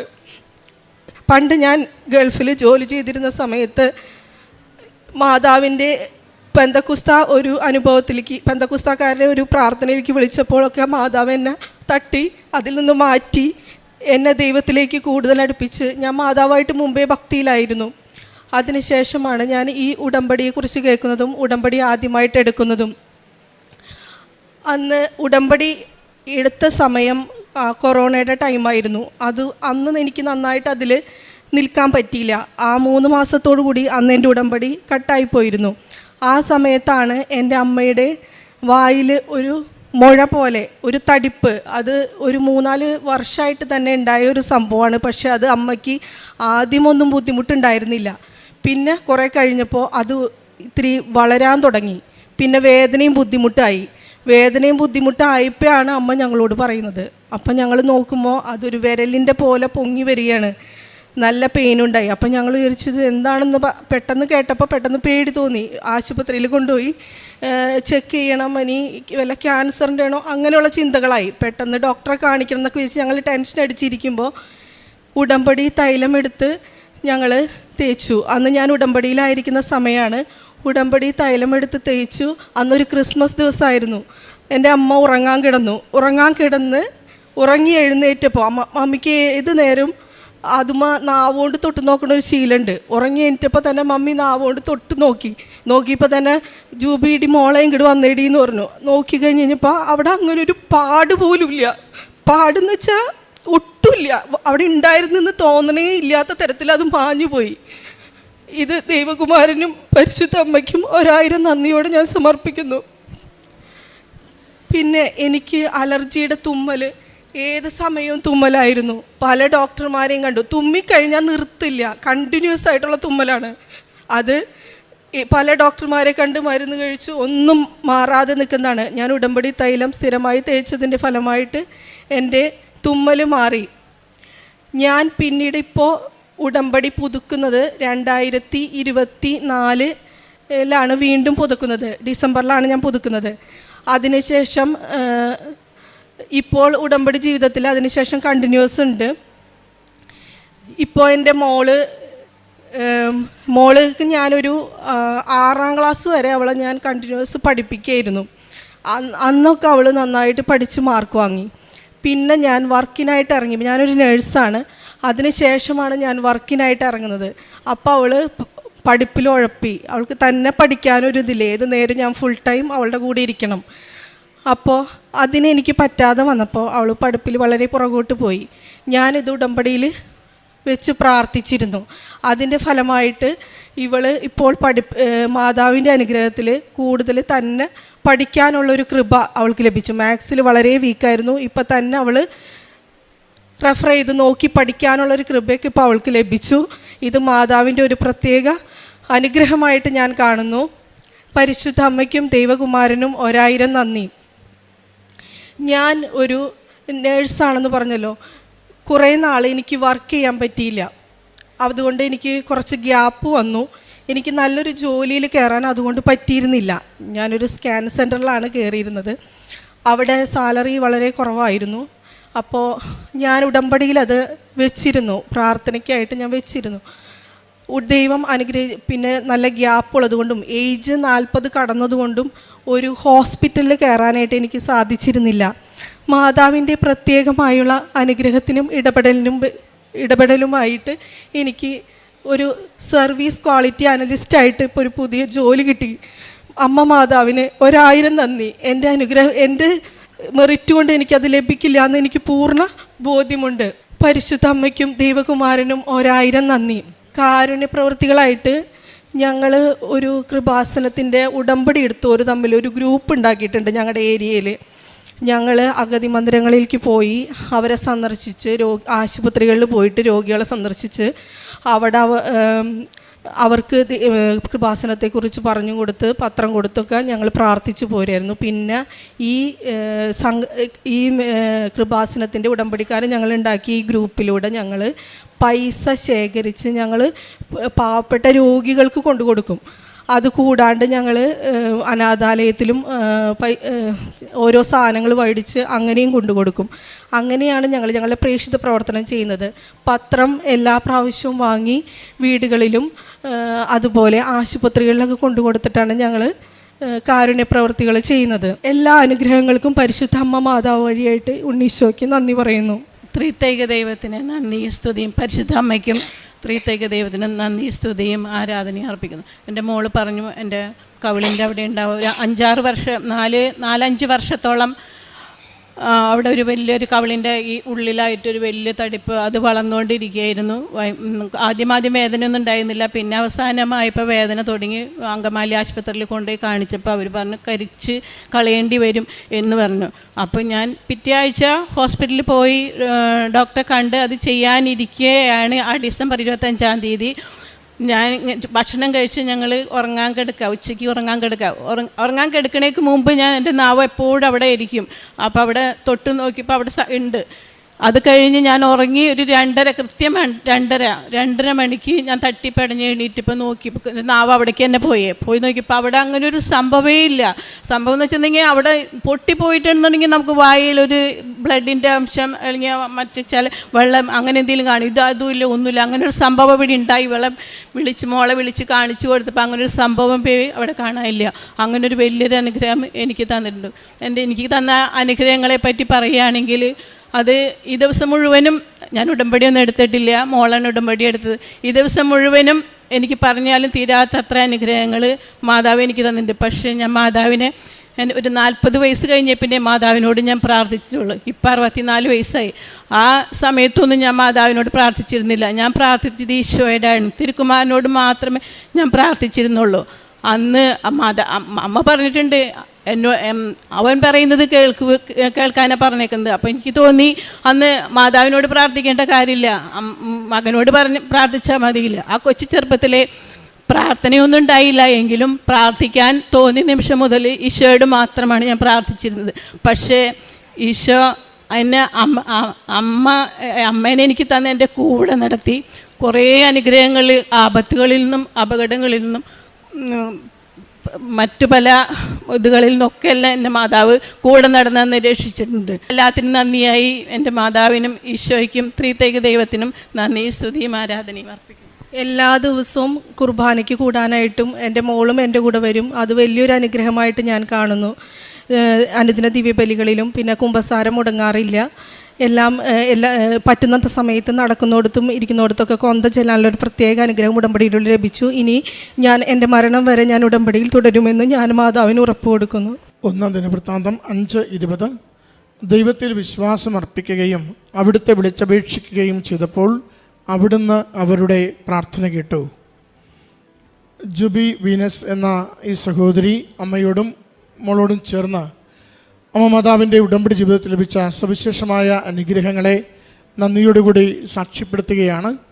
ഏറ്റവും പ്രത്യേകമായി അമ്മയ്ക്കുണ്ടായിരുന്ന ഒരു രോഗാവസ്ഥ, കവിളിലുള്ള തടിപ്പ്, അത് ക്യാൻസറസ് ആകുമെന്ന രീതിയിൽ ഏറെ ഭയപ്പെട്ട നാളുകളിൽ ഉടമ്പടി തൈലം പൂശി പ്രാർത്ഥിക്കുകയും അമ്മയുടെ കരങ്ങളിൽ ആ വലിയൊരു വേദനയുടെ വിഷയത്തെ നിരന്തരം സമർപ്പിച്ചതിലൂടെ ലഭിച്ച രോഗസൗഖ്യമാണ് ഈ കുടുംബം ഏറ്റവും ശ്രേഷ്ഠമായി അമ്മയുടെ സന്നിധിയിൽ നന്ദി പറഞ്ഞ് സാക്ഷ്യപ്പെടുത്തുന്നത്. അതുപോലെ തന്നെ ജീവിതത്തിൻ്റെ മറ്റ് ഏതൊരു ക്ലേശാവസ്ഥകളിലും രോഗാവസ്ഥകളിലും അമ്മയുടെ നേർച്ചവസ്തുക്കൾ ഉപയോഗിക്കുന്നതിലൂടെ ലഭിക്കുന്ന സൗഖ്യത്തെയും സമാശ്വാസത്തെയും കുടുംബം നന്ദിയോടുകൂടി സാക്ഷ്യപ്പെടുത്തുന്നു. ഈ സാക്ഷ്യത്തിൻ്റെ മറ്റൊരു പ്രത്യേകത വിശ്വാസ ജീവിതം എങ്ങനെ ആഴപ്പെട്ടുവെന്ന് ഈ കുടുംബം വെളിപ്പെടുത്തുന്നതാണ്. പറഞ്ഞു, ഇടയ്ക്കിത്തിരി പെന്തക്കോസ്ത ചായ്വിലേക്ക് ജീവിതം പോവുകയും അമ്മ മാതാവിനെ ഉപേക്ഷിക്കുന്ന സാഹചര്യങ്ങളിൽ വ്യാപരിക്കുകയുമൊക്കെ ചെയ്തുവെങ്കിലും ഉടമ്പടി ജീവിതത്തിലൂടെ അതിതിഷ്ടമായി അമ്മ മാതാവിലുള്ള ഭക്തിയും സ്നേഹവും വർദ്ധിപ്പിക്കുവാനും അമ്മയിൽ ആശ്രയിച്ചുകൊണ്ട് ജീവിതത്തെ പുനഃക്രമീകരിക്കുവാനും ഓരോ പ്രാർത്ഥനയും അമ്മയുടെ കരങ്ങളിൽ ഏൽപ്പിച്ചു കൊടുത്തുകൊണ്ട് ജീവിതത്തെ തന്നെ കൃപയുള്ളതായും അനുഗ്രഹമുള്ളതായും നിലനിർത്തുവാനും അമ്മ ഒരുക്കി കൊടുത്ത വഴികളെ എളിമയോടും സന്തോഷത്തോടും അൾത്താരയിൽ സാക്ഷ്യപ്പെടുത്തുകയാണ്. പ്രിയമുള്ളവരെ, അമ്മയോടൊപ്പമുള്ള യാത്രയാണ് നമ്മുടെ ജീവിതത്തിൻ്റെ ഏതൊരു ക്ലേശാവസ്ഥകളിലും ഈശോയിൽ നിന്ന് അനുഗ്രഹം നേടുവാൻ നമുക്ക് എളുപ്പമുള്ള വഴി. കാരണം അമ്മ വളർത്തിയ മകനൊപ്പമാണ് നാം അമ്മയോടൊപ്പം സഞ്ചരിക്കുന്നതും പ്രാർത്ഥിക്കുന്നതും. അമ്മയുടെ കരം പിടിക്കുമ്പോൾ അമ്മ നമ്മുടെ ഹൃദയത്തുടിപ്പുകൾ അറിയുന്നുണ്ട്. അമ്മയോട് വാക്കുകൊണ്ട് പറയുന്നതിന് മുമ്പേ അമ്മ നമ്മുടെ ഹൃദയ വിചാരങ്ങളും ജീവിത വിഷയങ്ങളും കാണുന്നുണ്ട്. മകൻ്റെ മുഴുവൻ സഹനത്തെയും ഒപ്പിയെടുത്ത അമ്മ കരുത്തോടുകൂടി ആ സഹന നിമിഷങ്ങളിൽ മുഴുവനും ദൈവകൃപയ്ക്ക് വേണ്ടി പ്രാർത്ഥിച്ചമ്മ നമ്മൾ മക്കൾ ഓരോരുത്തരുടെയും ഏതൊരു ജീവിത വിഷയത്തെയും ഏറ്റെടുത്ത തിരുക്കുമാരന് കൊടുക്കുകയും നമ്മുടെ ജീവിതത്തെ ക്രമീകരിച്ചും വിശുദ്ധീകരിച്ചും ഈശോയ്ക്ക് ചേർന്ന വിധം ജീവിക്കുവാൻ നമ്മളെ ശക്തിപ്പെടുത്തുകയും ചെയ്യും. അമ്മയില്ലാത്ത ജീവിതം അതേറെ ശൂന്യമായൊരു ജീവിതമാണ്. അമ്മയെ കൂടാതെ ഒറ്റയ്ക്കുള്ള ഓട്ടം അത് നമ്മുടെ ജീവിത വിഷയങ്ങൾ പരിഹരിക്കപ്പെടുവാൻ ക്ലേശമേറെയുള്ള ഓട്ടവുമാണ്. അതുകൊണ്ട് അമ്മ മാതാവ് നമ്മുടെ കരം പിടിക്കുമ്പോൾ ജീവിതത്തിൻ്റെ ഭാരങ്ങൾ ലഘൂകരിക്കപ്പെടുന്നു, ജീവിതത്തിൻ്റെ കണ്ണീര് വേഗത്തിൽ ഒപ്പിയെടുക്കപ്പെടുന്നു. അമ്മ അനുഭവിക്കാത്തൊരു സങ്കടവും നമ്മുടെ ജീവിതത്തിൽ നേരിടുന്നില്ല. അതുകൊണ്ട് അമ്മയ്ക്കറിയാത്തൊരു വിഷയവും നമ്മുടെ ജീവിതത്തിൽ ഉണ്ടാകുന്നുമില്ല. അമ്മയെ ചേർത്ത് പിടിക്കുമ്പോൾ നമ്മൾ ഓരോരുത്തരും തിരുക്കുമാരനെ തന്നെയാണ് മഹത്വപ്പെടുത്തുക. തിരുക്കുമാരനിലൂടെ വെളിപ്പെടുന്ന ദൈവസ്നേഹത്തെയാണ് അനുഭവിക്കുന്നത്. തിരുക്കുമാരൻ കൈമാറുന്ന വലിയ ജീവിത വെളിച്ചത്തെയും സൗഖ്യത്തെയുമാണ് നമ്മുടെ ജീവിതത്തിന് സ്വന്തമാകുന്നത്. അമ്മയോടൊപ്പം ഈശോയെ ചേർത്ത് പിടിച്ച് ജീവിക്കുവാൻ നമുക്കെപ്പോഴും പരിശ്രമിക്കാം. ഈ കുടുംബത്തിൽ ലഭിച്ച എല്ലാ അനുഗ്രഹങ്ങൾക്കും അമ്മ മാതാവിനും തിരുക്കുമാരനും നന്ദി പറഞ്ഞുകൊണ്ട് കരങ്ങളടിച്ച് ഈ സാക്ഷി